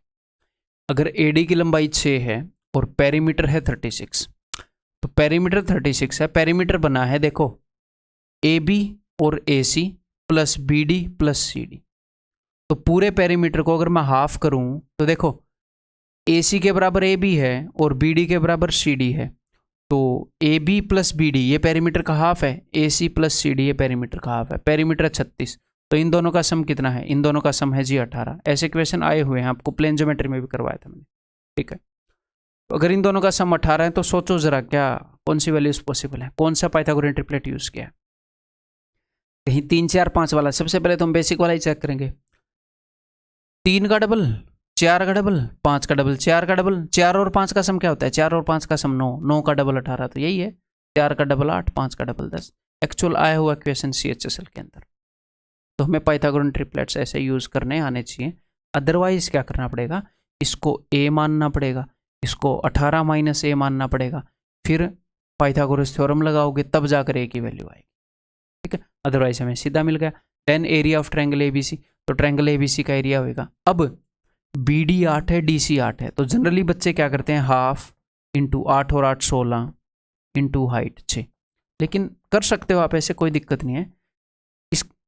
इस फॉर्मूला का क्या मतलब है, half into base into height, कि बेस को हाफ किया और फिर हाइट से मल्टीप्लाई कर दिया। तो बेस का हाफ तो अपने पास ऑलरेडी है ना, उसको हाइट से मल्टीप्लाई करो, 8 6 48, खत्म बात। कई बार हमारे सामने सिचुएशन आती है कि बेस ऑलरेडी हाफ हुआ पड़ा है, तो बस उसी को हाइट से मल्टीप्लाई कर दो, half into base into height, 8 6 48। Clear है, ये बताओ। In a triangle ABC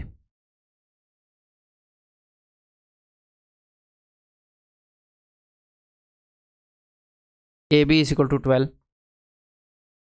angle ABC is 30, angle ACB is 45, तो ये वाला एंगल कितना होगा, यहाँ पर हो गया भाई 75, तो ये हो गया 105।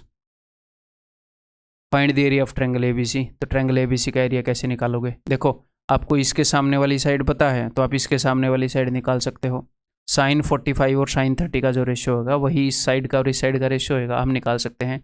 लेकिन ऐसे क्वेश्चन में जनरली आपने क्या करना है, आप ऐसे कर सकते हो, लेकिन अपने एग्जाम में जो क्वेश्चन आते हैं उनमें आपने कोशिश करनी है कि आप क्या करो, एल्टीट्यूड ड्रॉप करो, ठीक है। मैक्सिमम चांसेस हैं उससे क्वेश्चन हो जाएगा। ये 90 है, ये 30 है, बिकॉज देखो यहाँ पर उसने ऐसे एंगल दे रखे हैं जो आप यूज़ करते हो, तो या तो 30 60 90 की ट्रायंगल बन जाएगी या 45 45 90 की ट्रायंगल बन जाएगी। यहाँ पर 90 है, यहाँ पर 30 है, तो इसको मजबूरन 60 बनना पड़ेगा ना। 90 है 30 है तो यहाँ पर 60 हो गया, जी हाँ। अब 105 में से 60 गए, ये 45 45 45 90, ऐसा करना हमारे लिए ठीक रहेगा। अदरवाइज हम साइन रूल भी यूज़ कर सकते थे, ठीक। देखो अब अगर 90 के सामने 12 हैं तो 30 के सामने क्या होएगा, 6 होएगा, और 60 के सामने क्या होएगा, 6√3 होएगा, ठीक है। अब यहाँ पर अगर 45 के सामने 6 है तो 45 के सामने 6 होएगा, तो निकाल दो area, half into base, base क्या है, अगर मैं 6 कॉमन ले लूँ तो ये इंटू हाइट जो कि है 6, 6 6 36/2, 18 इंटू √3+1, ऑप्शन है।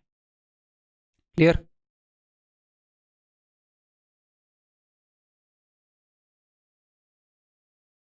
ये देखो आज मेरी तबीयत थोड़ी नासाज है, नासाज वर्ड यूज़ करके तबीयत को बताएं तो अच्छी लगती है ना। उर्दू के कई वर्ड काफ़ी प्यारे प्यारे हैं, तो इसीलिए हो सकता है थोड़ी सी ऐसी क्लास प्लेन चल रही हो, बट ठीक है, हमें काम तो अपना करना ही है, आगे बढ़ना तो है ही, एग्ज़ाम के लिए सिलेबस तो करना ही है, तो आप पढ़ते रहो। और अच्छी लग रही है कि नहीं ये भी टेलीग्राम चैनल में आपने बताना है अपने टेलीग्राम ग्रुप के अंदर, ठीक। 2 sides of a plot measuring 32 and 24 meter and the angle between them is a perfect right angle. The other 2 sides measure, ठीक है, 2 साइड उसने बता दी, एक है जी 32, एक है 24, इनके बीच में 90 डिग्री का एंगल है। इसके अलावा उसने 2 साइड बता दी, ये 25 25 की हैं, इनके बीच में जो एंगल है वो उसने क्या बताया है, not right angle, then the area of the plot is equal to what. तो बताओ क्या करोगे।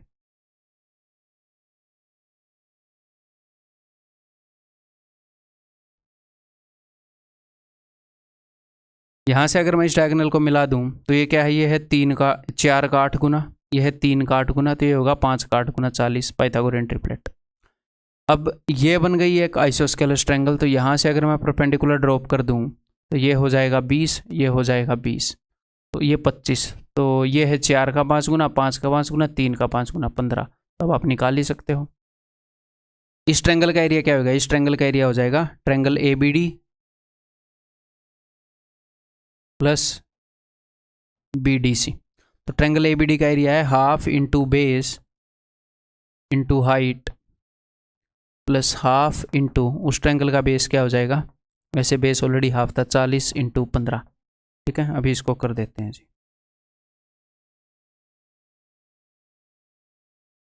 16 चौके 64, 16 दूनी 32 और 6 38 और 15 दूनी 30, 300 plus 384, that is 684, option D, ठीक है। क्लियर है? नेक्स्ट बताओ। The area of a field in the shape of a triangle with each side x meter is equal to area of another triangle field having side 50 70 80, then value of x is closest to। देखो ये बोल रहा है एक equilateral triangle है जिसकी side x है, एक दूसरी ट्रायंगल है जिसकी ये वाली साइड है, दोनों का एरिया जो है वो बराबर है, तो बताओ x की वैल्यू क्या है। इक्विलेटरल ट्रायंगल की जो साइड है वो x है, तो इक्विलेटरल ट्रायंगल का एरिया हो जाएगा √3/4x², और इस ट्रायंगल का एरिया क्या हो जाएगा, अगर इन दोनों का एरिया इक्वल है तो एरिया इक्वेट करेंगे। तो जब भी ऐसा केस हो क्या करो, आप 10 को कॉमन ले लो, 5 7 8 की जिस भी चीज़ को आप कॉमन ले सकते हो उसे कॉमन ले लो, 5 7 8 की वैल्यू से डील करो। उसके बाद एरिया को 10 गुना करने के बजाय 100 गुना करेंगे। क्यों? क्योंकि आपने साइड्स जो हैं वो 1 डायमेंशन में होती है, उनसे 10 लिया है। अब 2 डायमेंशनल चीज़ एरिया को तो 2 बार 10 देना पड़ेगा, उसको 100 गुना करना पड़ेगा। साइड्स को हाफ करोगे तो एरिया को 4 गुना करना पड़ेगा बैलेंस करने के लिए। तो मैं 5 7 8 से डील कर रहा हूँ, तो सेमी पेरीमीटर क्या हो जाएगा, सेमी पेरीमीटर हो जाएगा 7 और 5 12 और 8 20/2 दैट इज 10। तो अंडर रूट एस यानी कि 10, 10 - 5, 10 - 7, 10 - 8 गुणा में ये एरिया मैंने निकाल दिया 10 काटने के बाद, गुणा में 100 कर दिया मैंने। समझ में आ गई 100 क्यों किया, क्योंकि मैंने 10 काटा था। एरिया एक्चुअल में इतना नहीं होएगा, इसका 100 गुना होएगा। कई बच्चे इसका 10 गुना कर देते हैं, नहीं, आप जितना काटोगे उसका स्क्वायर गुना करना पड़ेगा। ठीक है जी, अब इसको करते हैं कंपेयर। तो ये 5 है, ये 2 10 बन गया, एक 10 बन गया, तो एक 10 तो यहाँ से बाहर आ गया और 100 यहाँ पर ऑलरेडी पड़ा है। यहाँ पर हो गया अंडर रूट 3 और यहाँ पर क्या है भैया, अंडर रूट 3/4 x स्क्वायर। ठीक है, अंडर रूट 3 से अंडर रूट 3 गया, 4 उधर जाएगा, तो x square is equal to 4 1 2 3। अच्छा, अंडर रूट 4000 हो गया, इसीलिए पॉइंट्स में आ रहा है, तो कोई दिक्कत नहीं है। तो x will be equal to under root 40 into 10। ये जो 2 हैं इनसे तो एक 10 आ ही जाएगा, इस अंडर रूट 40 का निकालना है। अंडर रूट 40 में भी आप क्या कर सकते हो, आप 4 तो निकाल ही सकते हो, यहाँ से आप 4 तो निकाल ही सकते हो, जिसका 2 बनेगा और इसका एक 10 बनेगा। यहाँ पर क्या बच जाएगा, अंडर रूट 10। अंडर रूट 10 का भी निकाल देते हैं, क्या ही दिक्कत है, रटने की जरूरत नहीं है बिल्कुल भी। आप भी निकालो, मैं भी निकालूंगा, देखते हैं कौन पहले निकालेगा। ये वही 3 थी, ये 9, 1 यहाँ पर मैंने पॉइंट लगा दिया। ठीक है, 3 का डबल कर दिया, 61, एक कम 61, दोनों पर ये जा ही नहीं रहा था, तो यहाँ पर बच जाएगा 39। तो यहाँ 1 था, अब 1 का डबल करेंगे, लास्ट वाले का डबल करते हैं जितने पर गया था 2। अब यहाँ पर बचेंगे 2 0, तो 6 6 36 पर जाएगा, 6 7 जाएगा नहीं, 3.16 होएगा। तो 3.16 इंटू 20, तो 2 से गुणा करो इसको, 632। अब 2 के बाद पॉइंट था, मैं 1 के बाद पॉइंट लगाऊंगा क्योंकि यहाँ पर 0 थी, 63.2। तो दैट इज ऑप्शन बी। क्या ये आया हुआ है, आया हुआ है, CGL के अंदर आया हुआ है टियर 1 में। ठीक है, क्लियर है। Next in the given figure ABCD and BEFG are squares of side 8 and 6 centimeter respectively. What is the area of the shaded region? Shaded region का एरिया। ठीक है भैया, कई तरीकों से इसे निकाल सकते हैं, लेकिन सबसे बेसिक तरीके से निकालते हैं। ठीक है, अगर ये पूरा 8 है, ये 6 है, तो ये 2 हो जाएगा। ओके, तो मुझे इसका निकालना है, इस शेडेड रीजन का एरिया। तो मैं क्या करूँगा, मैं DF को मिला दूंगा, और आपको इतना समझ में आ रहा है कि ये दोनों फिगर सिमेट्रिकल होंगी। ये एक स्क्वायर है, उसके अंदर अगर एक रेक्टेंगल डाली होती तो अलग बात थी, फिर हम देखते क्या मामला है। एक स्क्वायर है, उसके अंदर एक स्क्वायर डाल रखा है, तो ये जो ट्रायंगल नंबर 1 है और जो ट्रायंगल नंबर 2 है, ये बिल्कुल सिमेट्रिकल होंगी, दोनों एक दूसरे के जैसी होंगी। हम इसको प्रूव भी कर सकते हैं कॉन्ग्रुएंस से, अदरवाइज प्रूव करने की जरूरत नहीं होनी चाहिए। ठीक है, तो अगर ये 6 है तो FG ये 6 हो गया। ठीक है, तो ये क्या हो जाएगा, बिकॉज ये 6 है तो ये 2 हो गया।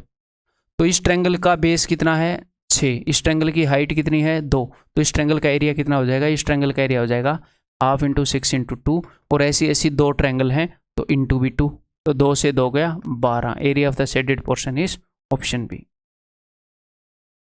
ठीक है जी, क्लियर है। आगे बढ़ जाऊं, नेक्स्ट ये बताओ, in the given triangle ABC, CD, BF and AE are the altitudes. If the ratio of CD, AE and BF, then the ratio of these is equal to what? ठीक है जी, तो एक सिंपल सी बात है, सुनो जरा ध्यान से। इस ट्रायंगल का जो एरिया है, या फिर मैं डायरेक्टली आपको रिजल्ट बताता हूं, इसने आपको तीनों एल्टीट्यूड बताई हैं, CD, AE, BF।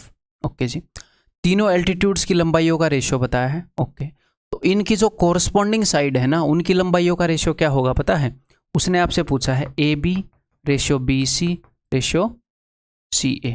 तो AB के ऊपर कौन सी एल्टीट्यूड है, AB के ऊपर बताओ जरा, AB के ऊपर कौन सी एल्टीट्यूड है, ये है CD।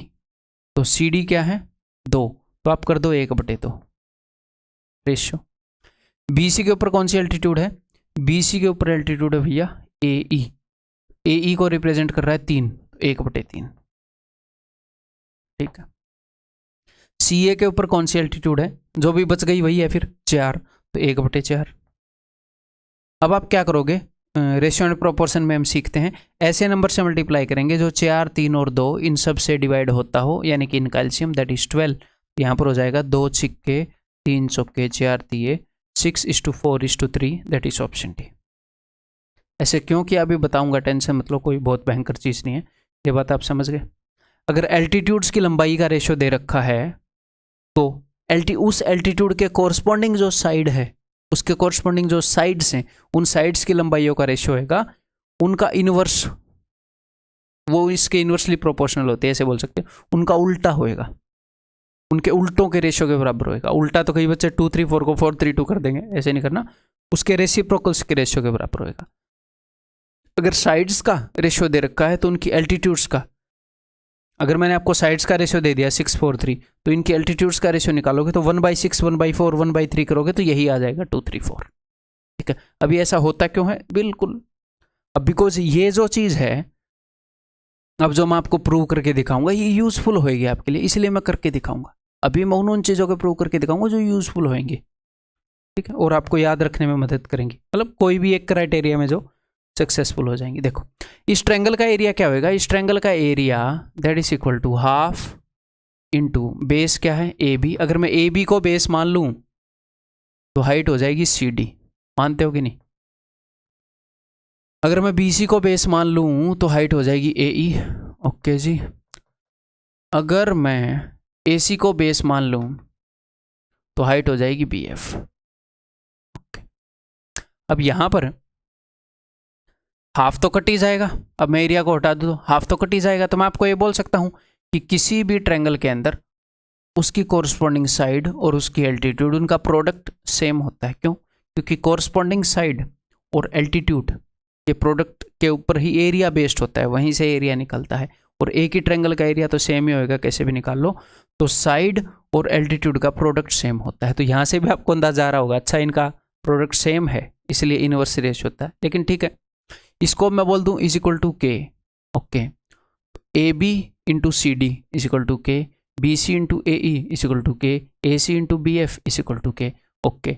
तो A B is equal to K बटे C D and B C is equal to K बटे A E and A C is equal to K बटे बी एफ। तो अब आपको पता चला कि A B ratio B C ratio A C is equal to K बटे C D, यानी कि 1/CD ratio 1/AE ratio 1/BF।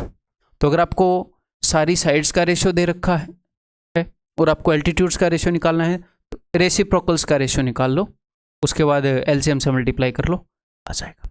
ठीक है, अब यहाँ पर कई बार ऐसे भी बोल दिया होता है आपको कि भैया अब 4 तिये 12 यहाँ पर लिख दो, ऐसे बोल देते हैं। देखो मैं आपको बताऊँ, बुक्स के अंदर उससे भी डरना नहीं है, आपको शॉर्टकट दे दिए जाते हैं और आप ऊपर से इंप्रेस भी हो जाते हो।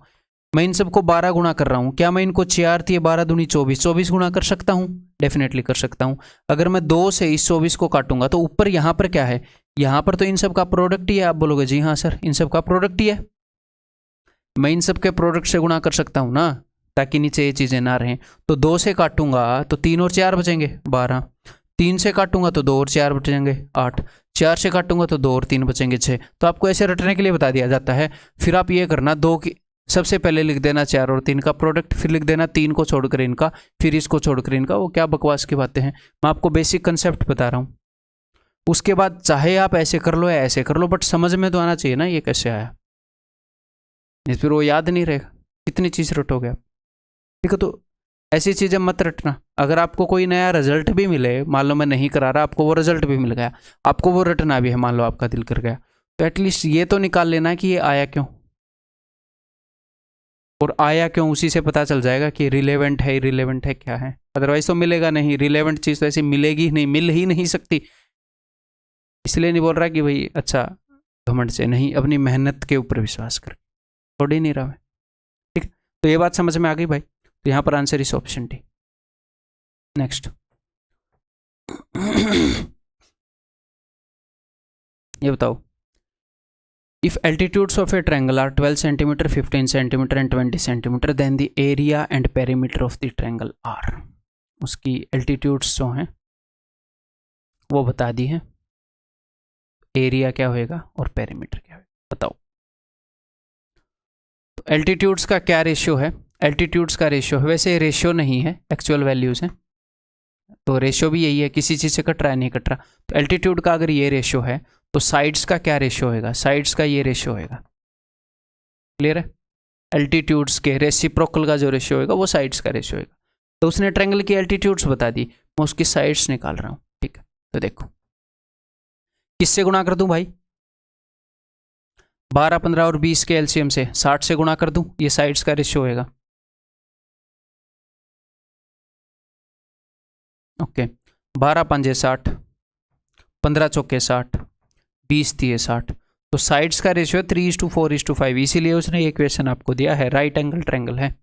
और एक और बात मुझे बताओ, किसी भी ट्रायंगल में साइड और उसके ऊपर जो एल्टीट्यूड बनी है उनका प्रोडक्ट सेम है, तो जो अगर साइड बड़ी होगी तो एल्टीट्यूड सेम होगी क्योंकि प्रोडक्ट को कांस्टेंट रखना है, साइड छोटी होगी तो एल्टीट्यूड बड़ी हो जाएगी क्योंकि प्रोडक्ट को कांस्टेंट रखना है। तो क्या है, सबसे छोटी एल्टीट्यूड इसीलिए सबसे बड़ी साइड पर आती है। यही काम मीडियन के साथ है, उसमें एरिया नहीं होता मीडियन से, लेकिन अपोलोनियस थ्योरम एक लगता है, इस कारण ऐसा हो जाता है। तो सबसे बड़ी साइड के ऊपर बनी हुई एल्टीट्यूड सबसे छोटी होगी, सबसे बड़ी साइड के ऊपर बनी हुई मीडियन सबसे छोटी होगी। ठीक है, ओके। तो अब इसने क्या बोला है, then the area and perimeter of the triangle are. Okay, तो 3, 4, 5 आपको जो ट्रायंगल है उसकी साइड्स का रेशियो मिल गया। आप बोलोगे जी हाँ, तो ये एक राइट एंगल ट्रायंगल होएगी, ये 3 है, ये 4 है, तो ये 5 है। ओके, तो अब आप देखो 3 के ऊपर जो एल्टीट्यूड बनी है, इस साइड के ऊपर जो एल्टीट्यूड बनी है वो साइड ही बनी है, इस साइड के ऊपर जो एल्टीट्यूड बनी है वो साइड ही है, और इस साइड के ऊपर जो एल्टीट्यूड बनी है वो साइड ही है। ठीक है, और ये जो 5 है ये सबसे बड़ी साइड है, तो सबसे बड़ी साइड के ऊपर जो एल्टीट्यूड बनेगी वो सबसे छोटी होगी, तो सबसे छोटी एल्टीट्यूड को छोड़कर सबसे बड़ी साइड के ऊपर सबसे छोटी एल्टीट्यूड बनेगी, सबसे छोटी एल्टीट्यूड को छोड़कर बाकी की जो 2 एल्टीट्यूड है वो ट्रायंगल की साइड ही है। तो सबसे छोटी एल्टीट्यूड कौन सी है जी, ये है, तो इसको छोड़कर 15 और 20 ये ट्रायंगल की साइड ही है। तो 3 का 5 गुना 15, 4 का 5 गुना 20 वो ट्रायंगल की साइड ही है। तो 3 का 5 गुना, 4 का 5 गुना, 5 का 5 गुना 25। अब बता दो, परिमाप बता दो, एरिया बता दो, कुछ भी बता दो, एरिया क्या होगा 150। एक ही उत्तर हो गया फिर, ऑप्शन डी। क्लियर है, समझ में आ गया। अगर ये राइट एंगल ट्रायंगल ना होती तो हम क्या करते, देखते हैं। अगर राइट एंगल ट्रायंगल ना होती तो मान लो 5, 4, 3 हो गया, तो इसके ऊपर इनकी एल्टीट्यूड नहीं, फिर वो एरिया वगैरह कुछ देता, वो कुछ ना कुछ तो हमें वो देता। ठीक है, राइट एंगल ट्रायंगल होगी तो उसने डायरेक्टली हमें साइड्स दे दी। ये बात क्लियर है, आगे बढ़े। ये बताओ, the sides of a right angle triangle are in AP. किसी राइट एंगल ट्रायंगल की साइड्स जो हैं वो एपी में हैं। ओके, तो अरिथमेटिक प्रोग्रेशन समांतर श्रेणी में तो आपको एक चीज़ बताई थी, एक ही पाइथागोरियन ट्रिपलेट है जो एपी में होता है, एक ही पाइथागोरियन ट्रिपलेट। तो कभी भी राइट एंगल ट्रायंगल की साइड्स एपी में होंगी तो उसी पाइथागोरियन ट्रिपलेट के मल्टीपल मिलेंगे, 3, 4, 5। 3 और 4 में 1 का फर्क, 4 और 5 में 1 का फर्क। तो 3, 4, 5 का कोई ना कोई मल्टीपल यूज हुआ है, वो बस बता नहीं रहा कौन सा मल्टीपल यूज हुआ है, तो वो हम निकाल लेंगे, वो कोई दिक्कत नहीं है। 3, 4, 5 की साइड सी एपी में हुई है। It's in radius is this. अब वो आपको कुछ ना कुछ इन्फॉर्मेशन देगा, तो मैं एक बार उस इन्फॉर्मेशन को, उसने इन रेडियस दिया है तो मैं इसके लिए निकालूंगा, इसके लिए। तो इसके लिए इन रेडियस क्या होगा, इन रेडियस यानी कि इसके अंदर जो सर्कल है उसका रेडियस। तो भैया राइट एंगल ट्रायंगल में अंदर वाले सर्कल का रेडियस कैसे निकालोगे आप, तो इन रेडियस होएगा p + b - h/2। याद आ गया, आपको करवाया है। 4 और 3 7 - 5 2/2 दैट इज इक्वल टू 1। तो यहाँ पर इन रेडियस है मेरे भाई 1, और वो क्या बता रहा है, वो है √5। तो इसके कंपैरिजन में √5 गुना है चीज़ें, 1 डायमेंशनल चीज़ें। एरिया कितने गुना होगा, √5 का स्क्वायर, एरिया 5 गुना होगा। अगर वॉल्यूम की बात होती तो क्यूब टाइम्स गुना होता। तो 1 डायमेंशनल चीज़ें √5 गुना है, 2 डायमेंशनल चीज़ें यानी कि जो एरिया है वो 5 गुना होगा। उस ट्रायंगल का जिसकी वो बात कर रहा, मैं इसका निकाल लेता हूँ। इसका एरिया है 1/2 × 4 × 3, तो उसका एरिया होएगा 5 गुना। ठीक है भाई, 30 इज द आंसर। नेक्स्ट, बताओ जल्दी।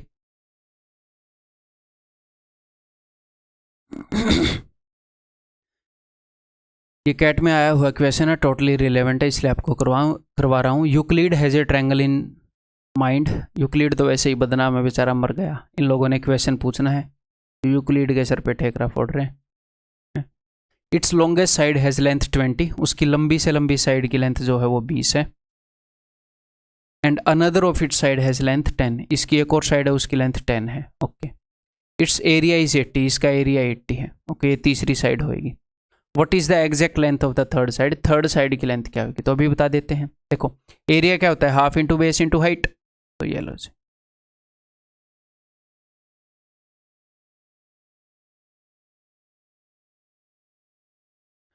तो area is half into base into height क्या है, AD, that is equal to 80।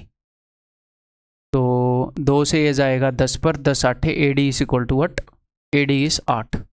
Okay, तो अब ट्रायंगल ABD में देखो, 8 10 तो 6 8 10, तो ये हो जाएगा 6, तो ये क्या हो जाएगा, ये हो जाएगा 14, और तीसरी साइड की लेंथ क्या हो जाएगी, पाइथागोरस लगा दो।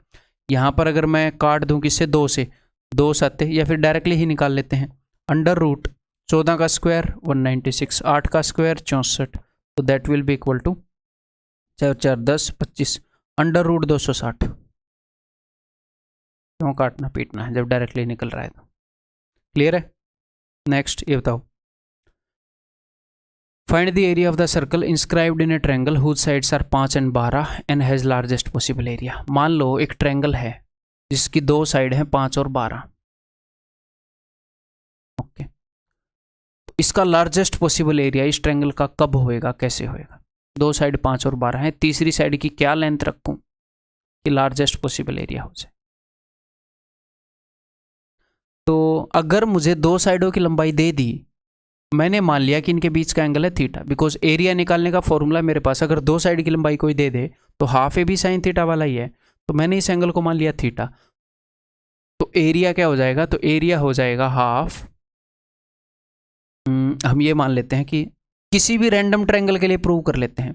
मान लो कोई भी रैंडम ट्रायंगल है, आपको उसकी 2 साइडों की लंबाई दे दी और उनके बीच में थीटा दे दिया, तो half AB sine theta, A और B तो उसने दे दी।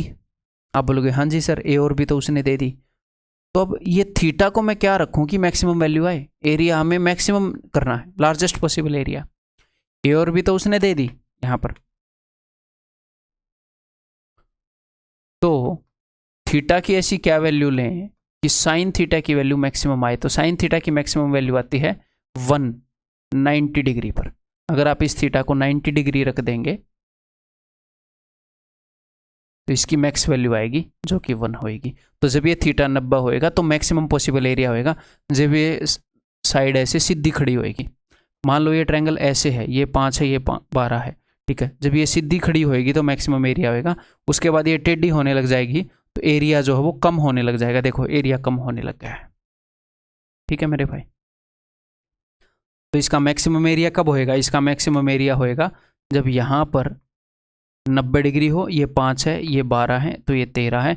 वो बोल रहा है इस ट्रायंगल के, इन रेडियस बता रहा था ना, अंदर वाले सर्कल का रेडियस बताओ, find the area of the circle, अंदर वाले सर्कल का एरिया बताओ। तो इसका रेडियस कितना होएगा भैया, इसका रेडियस होएगा 12 + 5 - 13/2 यानी कि 2। तो area will be equal to pi 2 का square, that is 4 pi, option D, ठीक है। नेक्स्ट,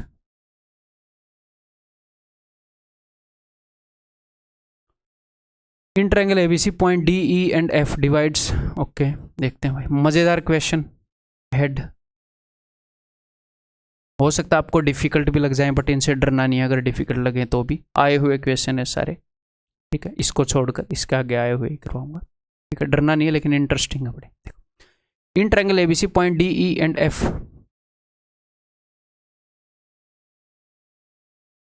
डिवाइड AB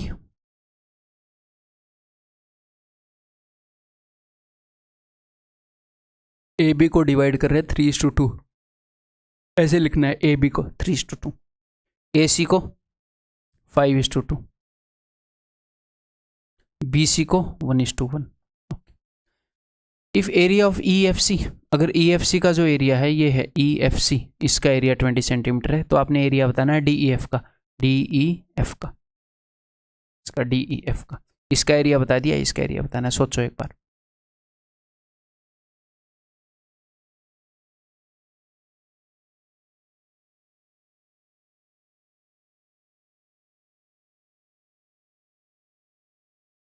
सोचो, फिर उसके बाद मैं आपको एक कंसेप्ट बताऊंगा, फिर उसके बाद फिर से सोचेंगे। तो चलिए जी कंसेप्ट बताते हैं। देखो, मान लो मेरे पास ये ट्रायंगल है, ठीक है, ए बी सी।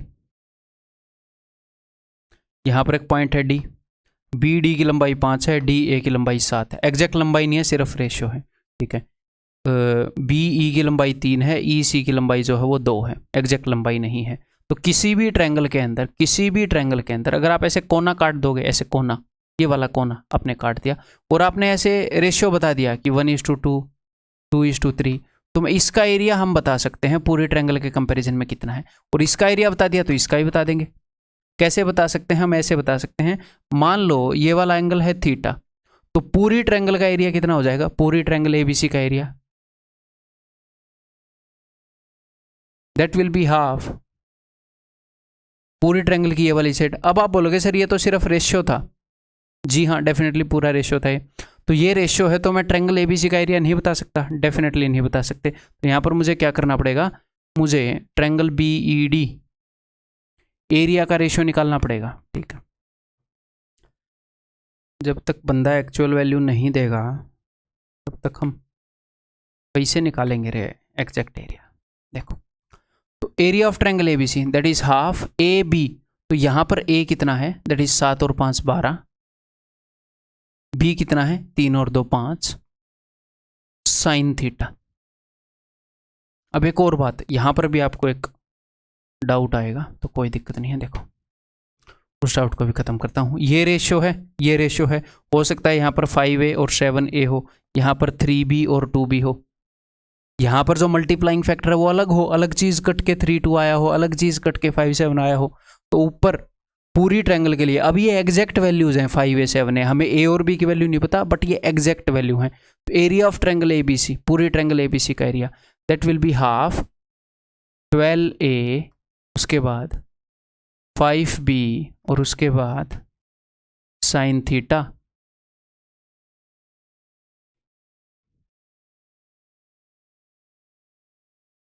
छोटी वाली ट्रायंगल डीबीई का एरिया, बीईडी का area half A B, A B बीच वाला साइन थीटा, ठीक है।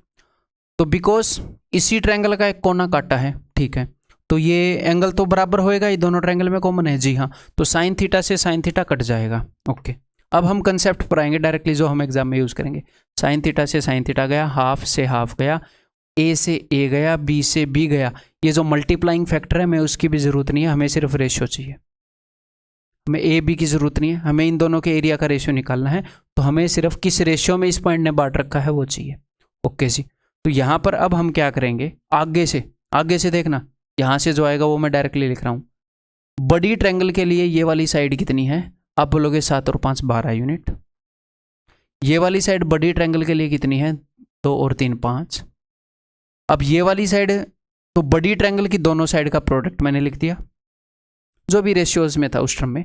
अब छोटी ट्रायंगल की दोनों साइड का प्रोडक्ट 5 और 3। तो जो फॉर्मूला होता है half A B sine theta, half दोनों में कॉमन है, साइन थीटा दोनों में कॉमन है, सिर्फ इन साइड्स का प्रोडक्ट लिखना है और आप रेशियो निकाल पाओगे। क्यों? क्योंकि हमें एक्चुअल वैल्यूज नहीं पता, सिर्फ रेशियोज ही पता है, ठीक है। तो हमें यहाँ पर रेशियो पता लग गया कि 4:1 रेशियो होएगा, किसका? पूरी बड़ी ट्रायंगल का और इस टुकड़े का। तो इसका एरिया 1 यूनिट, तो इसका एरिया 3 यूनिट, तभी तो पूरे का एरिया 4 यूनिट। क्लियर है? तो इस चीज को यूज कर पाओगे कि किसी भी ट्रायंगल के अंदर कोई भी कोना किसी ने काट दिया ऐसे और उसने ये रेशियोज बता दिए, तो मैं बता दूंगा पूरे ट्रायंगल के कंपैरिजन में इस कोने का कितना एरिया है। यही काम यहाँ पर कर रखा है। एक कोना ये काट रखा है, एक ये, तीनों कोनों का एरिया पता चल गया, तो चौथे का भी पता चल जाएगा। अब करोगे बिना मेरा सॉल्यूशन देखे? करो फिर, तो करना। 2.5 साल हो गए, हम भी यहाँ वाट देख रहे हैं, करो, हम भी यहाँ परेशान हैं। तो करें भाई फिर, देखो जी। तो उसने इसका एरिया बता दिया, लेकिन मैं इसका एरिया निकालने में इंटरेस्टेड नहीं हूँ। उसने इसका एरिया बता दिया और इसका पूछ लिया, मैं इंटरेस्टेड हूँ कि भैया इनके एरिया के बीच में क्या कंपैरिजन है। ठीक है, अब मैं एक एक करके स्टार्ट करूँगा। अब मैं ट्रायंगल BFD का एरिया निकाल रहा हूँ कि कितना है फ्रैक्शन में। पूरी ट्रायंगल के कंपैरिजन में ट्रायंगल BFD का एरिया कितना है। तो ट्रायंगल BFD की दोनों साइड है, BFD की बात कर रहा हूँ, ये 2 है, ये 1 है, ये 2 है, ये 1 है, तो मैंने लिखा 2 गुणा 1। और पूरी बड़ी ट्रायंगल की साइड 3 और 2 5, 1 और 1 2, 1/5। तो इसका एरिया 1/5 है। पूरी ट्रायंगल के कंपैरिजन में इसका एरिया 1/5। अब मैं 1/5 लिखूंगा, इसकी अलग फ्रैक्शन आएगी, इसकी अलग आएगी, फिर देखेंगे टोटल एरिया को क्या माने। अब मैं इसका लिख रहा हूं, तो ट्रायंगल FCE का एरिया 2 और 1, पूरी बड़ी साइड 7 और 2, 2/7। इसका एरिया ADE का, अब एग्जाम में ऐसे नहीं लिखना, ऐसे ADE का निकाल रहा हूँ, जस्ट रफ में ऐसे करके कर लेना, ठीक है, वहां पर राइटिंग के मार्क्स नहीं मिलते। 3 और 5, पूरी बड़ी वाली साइड 5 और 7, 3/7। तो ये जो एरिया है पूरी ट्रायंगल के कंपैरिजन में 3/7 है। अब आप क्या करो, अब ये मत करना कि इनको जोड़ के एक में से घटा कर ये निकालने लगो। अब आपको इन 3 का पता चल गया, तो इनका मल्टीपल मान लो एक, जो डिनोमिनेटर में जो नंबर है 7, 7 और 5, तो 7 और 5 का मल्टीपल है 35। तो पूरे एरिया को मैंने 35 यूनिट मान लिया। तो इसका एरिया कितना हो गया, इसका एरिया हो गया 7 5 35, 15। 35 का 1/5 7, 35 का 2/7 10, तो 15 और 10 25 और 7 32, तो बच गया 3। अब वो क्या बता रहा है, अब वो बता रहा है कि इस 10 की वैल्यू 20 है, तो इस 3 की वैल्यू क्या होगी, 6 होगी। ठीक है, सो अच्छा, उसने DEF, यार उसने DEF का एरिया पूछा, EFC का बताया उसने, EFC का एरिया 20 है। क्या गलती कर दी क्या कुछ, 10 का डबल है EFC का एरिया, 3 का, यहाँ पर 6 उसने दिया नहीं है ना। देखते हैं भाई क्या गलती कर दी, हद हो गई अब तो। 5 से 5 गया, 3/7, 2 से 2 गया, 2/7, 2 से 2 गया, 1/5, तो 1/5, 2/7, 3/7, ठीक है, तो मैंने 35 मान लिया। तो 7, ये 9 होना चाहिए था, 7 नहीं, 7 5 35, 5 3 15 ही होना चाहिए था, ठीक है।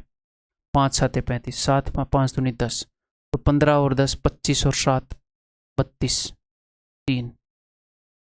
क्या गलती हुई है भाई,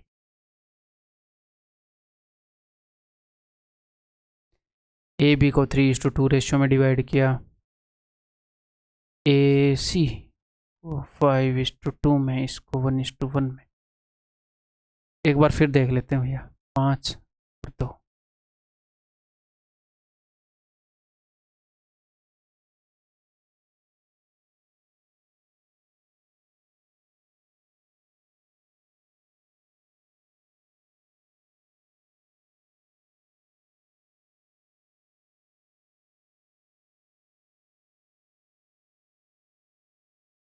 चलो जो भी है, मतलब मेरे को फिलहाल गलती नहीं पकड़ में आ रही भाई, इसको मैं चेक कर लूँगा, मैं लिख लेता हूँ कि इसको चेक करना है। जो आपको वो मिलेगा, क्या बोलते हैं उसको, एनोटेशन, कोशिश करूँगा कि मेरे को याद रहे और मैं वहाँ पर ठीक करके दे दूँ। अदरवाइज कंसेप्ट आप समझ गए, कहीं ना कहीं गलती मेरे से हो रही है। EFC का ही वो दे रहा है ना, ठीक है, डजंट मैटर, कंसेप्ट आप पकड़ में आपके आ ही गया है। नेक्स्ट ये बताओ, ये एक्चुअल में आया हुआ क्वेश्चन। अब 2-3 आए हुए क्वेश्चन करते हैं। In the given figure AD = 3, AD 3 है, ये क्वेश्चन है CHSL का। DE 4 है, AB 12 है, पूरा AB 12 है, 4 और 3 7 और 5, BF 2 है, FG is 6, पूरा BC = 10, 6 और 2 8 और 2 10। और वो क्या पूछ रहे हैं, then the value of M/N, M is the area of quadrilateral FGDE, FGDE का एरिया है M, और एन जो है वो ट्रायंगल एबीसी का एरिया, पूरे ट्रायंगल एबीसी का। तो कोई दिक्कत ही नहीं है। मैंने आपको जो बताया उससे आप क्या निकाल सकते हो, आप निकाल सकते हो किसी भी ट्रायंगल का किसी ने कोना काट दिया तो उसका एरिया बता देंगे, तो ठीक है। अब ये पूरी बड़ी ट्रायंगल है, यहाँ पर हमने कैंची मारी, इस कोने का बता दोगे, बता देंगे सर। इस यहाँ पर कैंची मारी, इस पूरे बड़े कोने का बता दोगे, बता देंगे सर। तो इस क्वाड्रिलेटरल का भी आ जाएगा, इसका भी आ जाएगा, सबका आया पड़ा है अपने पास एरिया। तो अभी देखो area of triangle B F E, तो बी एफ ई का जो एरिया है वो मैं फ्रैक्शन में बताऊंगा पूरी ट्रायंगल एबीसी के कंपैरिजन में। तो देखो यहाँ पर है 5 और 2, ओके, और पूरी ट्रायंगल में ये साइड है 12 और 10, इसका एरिया 1/12 है इस छोटे से हिस्से का, ठीक। अब मैं इसका एरिया निकालूंगा डी जी बी, मैं कोने का ही निकाल सकता हूं, ऐसे कोने का ही पूरे का, ठीक है। तो 6 और 2 8, 5 और 4 9, तो 8 × 9 है ना। मैं इस छोटी ट्रायंगल का इस बड़ी ट्रायंगल के कंपैरिजन में भी निकाल सकता हूँ, पूरी के कंपैरिजन में भी निकाल सकता हूँ, उससे ही बात बन जाएगी वैसे, है ना। पूरी के कंपैरिजन में निकाल लिया छोटी, या फिर इसका निकाल लो। मैं क्या कह रहा हूँ देखो, मैं आपको मेरे मन में क्या है वो बता देता हूँ, करेंगे हम ऐसे ही। पूरी ट्रायंगल ए बी सी का एक कोना काट लिया ऐसे, इसका एरिया बता दोगे उसी तरीके से पूरी ट्रायंगल के कंपैरिजन में, फ्रैक्शन में कितना है, ओके।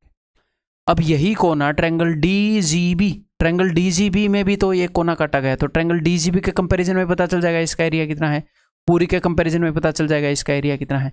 फिर भी हम कुछ यूनिट्स, पूरे एरिया को कुछ यूनिट मान के ऐसे कर सकते हैं इक्वेशन को, या फिर अब जो मैं कर रहा हूं वैसे कर लो। तो पूरी ट्रायंगल डी जी बी का एरिया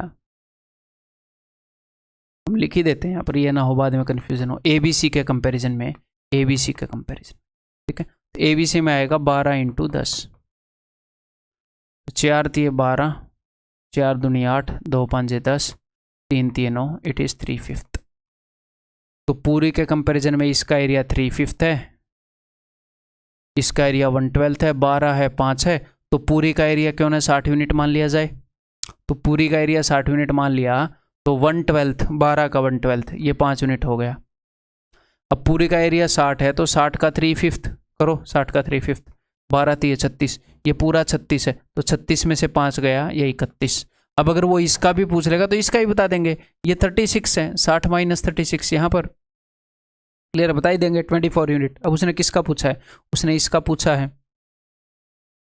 m/n, m है ये और n है ये, पूरी का एरिया m/n पूछ रहा है 31/60।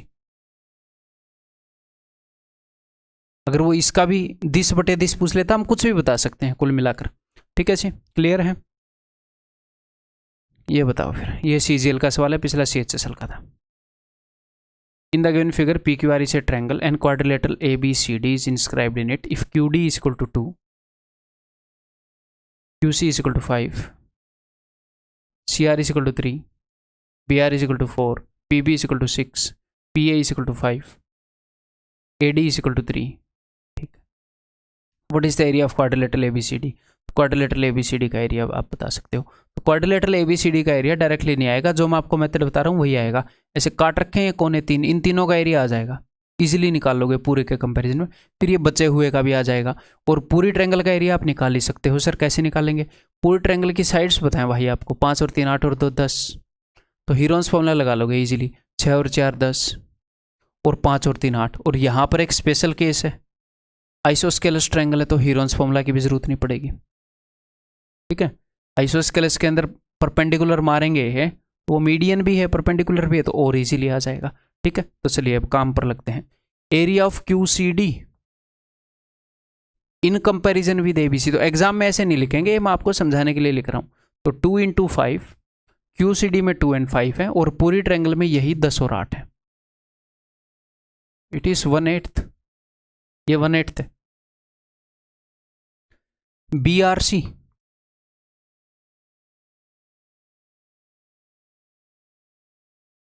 ये वाली 4 और 3, तो फास्ट कर पा रहे हो आप, 10 और 8 को पकड़ो,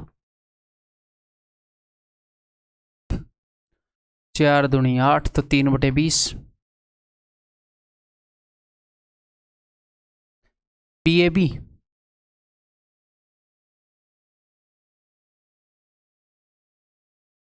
5 इंटू 6 10 इंटू 10 3/10। तो पूरे एरिया को 20, 8 और 10 का मल्टीपल क्या मानूं मैं? पूरे एरिया को 40 मान लें। तो पूरे एरिया को मैंने मान लिया है जी 40 यूनिट। ठीक है, तो ये क्या हो जाएगा? ये हो जाएगा 12,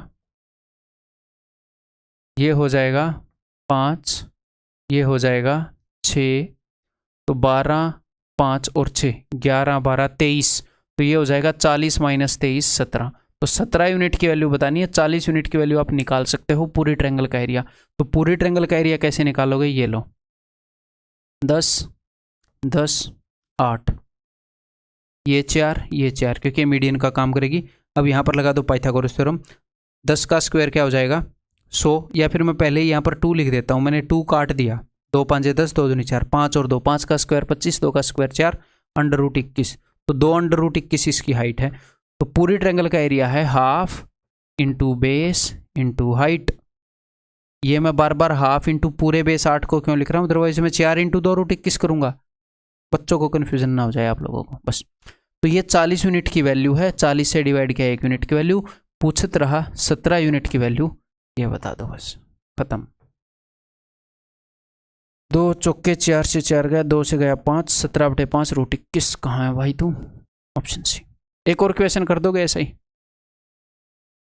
मतलब एग्जैक्टली ऐसा ही नहीं है, साइन रूल को यूज करके है। साइन रूल का मैं आपको बता देता हूं।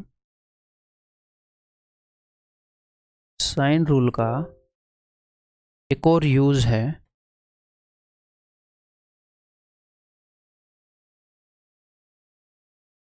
हिंट मैं आपको दूंगा। पहले इस क्वेश्चन को कर लो, फिर अगर आपको लगे कि आपसे नहीं हो रहा तो मैं आपको हिंट दूंगा, फिर उसके बाद मज़ा आ जाएगा। इसको करने के बहुत सारे तरीके हैं, बट बहुत ही प्यारा सा तरीका जिसमें आपको कुछ रटना नहीं पड़ेगा, कुछ नहीं करना पड़ेगा, वैसा तरीका बताऊंगा जो कि इन तरीकों से रिलेटेड है। ठीक है, तो अगर आपसे ये नहीं बना तो अब हिंट देख लो। देखो कई बार क्या होता है, सिंपल सी बात बताऊं, इस तरीके से आपको ट्रायंगल्स दे दी जाती हैं। उन ट्रायंगल्स में खास क्या होता है? खास होता है कि यहाँ पर ये एंगल थीटा है, ये 180 माइनस थीटा है। ये है खास चीज। ये क्वेश्चन आपको दिया क्यों गया है या क्यों दिया जाता है? तो क्या है मेरे भाई, और आपसे रेशियो पूछ लिया जाता है area of triangle ABC and area of triangle DBE। ठीक है, तो इन दोनों ट्रायंगल के अंदर हाफ तो आएगा। अगर मैं half AB sine theta use करूं तो मैं पहले इस ट्रायंगल का एरिया बता रहा हूं आपको, हाफ इंटू BD। अगर मैं इस वाली साइड को लूँ, इस वाली साइड को लूँ, into BE into sine 180 minus theta. इस वाली ट्रायंगल में half AB into BC sine theta. तो मामला क्या है मेरे भाई? हाफ तो दोनों में है ही। अब बोलोगे जी हाँ, साइन थीटा और साइन 180 माइनस थीटा सेम ही होते हैं। Sine 180 minus theta sine theta ही होता है, इसीलिए ये क्वेश्चन दिए जाते हैं। ठीक है, तो बेसिकली वो किस पर डिपेंड कर रहा है कि CB इंटू AB और EB इंटू BD। हाफ तो दोनों फॉर्मूले में है ही, तो इसका एरिया किस पर डिपेंड करता है? ये वाली लाइन इंटू ये वाली लाइन का प्रोडक्ट, और फिर साइन 180 माइनस थीटा, तो वो तो साइन थीटा के बराबर है ही, कट ही जाएगा। और इसका एरिया ये वाली लाइन CB और ये। तो क्या होता है, दो ट्रायंगल में कई बार अगर आप साइन थीटा का यूज करोगे तो एक जगह थीटा और एक जगह 180 माइनस थीटा होता है। तो बस इस सिचुएशन को ध्यान रखो। इस ट्रायंगल का एरिया निकालना है ये वाली साइड और ये वाली साइड का प्रोडक्ट लेके, और इसका निकालना है ये वाली पूरी और ये वाली पूरी लेके। बस खत्म बात। यहां पर मैं आपको हिंट भी दे देता हूं। देखो इन दोनों का रेशियो इजीली निकाल सकते हो। ये थीटा है तो ये 180 माइनस थीटा है। इसमें ये पूरी वाली यूज करूंगा, ये वाली यूज करूंगा, इसमें ये वाली और ये वाली यूज करूंगा, ये बीच वाला एंगल यूज किया है ना, तो इन दोनों का रेशियो आ जाएगा। मैं इन दोनों का रेशियो भी निकाल सकता हूँ, मैं इन दोनों का रेशियो भी निकाल सकता हूँ। करने को ये बहुत सारे तरीकों से हो सकता है, लेकिन ये ईजीएस्ट वे है ना, इसमें कुछ रटने का झंझट, कहाँ से किस चीज़ को मिलाऊँ। देखो अब करते हैं। In the given figure in triangle STU ST is equal to 8, TU is equal to 9। अब ध्यान से समझ लीजिएगा, मजेदार क्वेश्चन है तो पूरा अलर्ट रहकर सीखेगा। And SU is equal to 12, QU is equal to 24। अब ये QU 24 है तो 12 यहां पर हो गया 12, ठीक है। S R is equal to 32। अब ये एस आर 32 है तो 32 में से 8 गया 24, ये T R 24। P T is equal to 27, ये पी टी 27 है तो 27 में से 9 गया ये 18। ठीक है। What is the ratio of area of triangle P Q U and area of P T R? P Q U और पी टी आर, इनके एरिया का रेशियो पूछ रहा है। तो मेरे भाई ये जो बीच वाली ट्रायंगल है ना, मैं इसका रेशियो इन तीनों से बता सकता हूँ। इसका रेशियो इससे क्या है, इससे क्या है, इससे क्या है, फिर आप किन्हीं भी दो का रेशियो पूछ लो, कोई दिक्कत ही नहीं है। अब मेरी बात को आप ध्यान से सुनोगे। ट्रायंगल, चलो मैं ट्रायंगल का नाम ना दे के मैं यहाँ पर लिख दूंगा आप लोगों के लिए, अदरवाइज एग्जाम में लिखने की जरूरत नहीं है। देखो एस टी यू और पी क्यू यू का रेशियो देखो जरा। तो ये वाला एंगल है ना भाई, ये वाला एंगल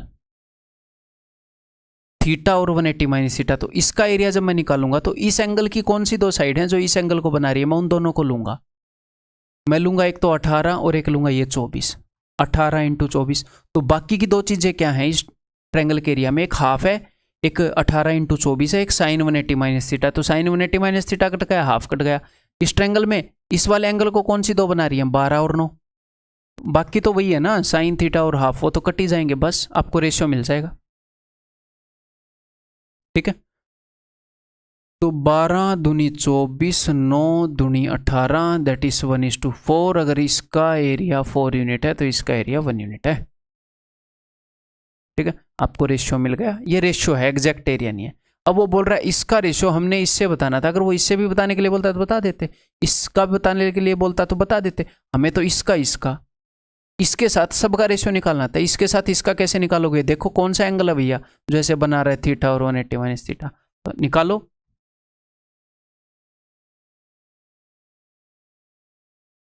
ठीक है, ये वाला एंगल बना रहा है तो इसकी ये दो साइडें हैं 9 और 8, और ये वाला एंगल बना रहा है तो इसकी ये दो साइडें हैं 18 और 9 कितना हो गया 27, और ये 24। 8 तिये 24, 9 तिये 27, 1/9।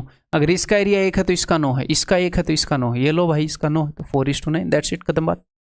तो यहाँ पर आपको कुछ रटना नहीं पड़ेगा, आप समझ गए ना। हम सिचुएशन को समझते हैं कि क्वेश्चन ऐसे क्रिएट किया है, अच्छा ऐसे क्रिएट किया है, फिर आगे से वो क्रिएट करेगा तो हम उसको पकड़ लेंगे। क्लियर है?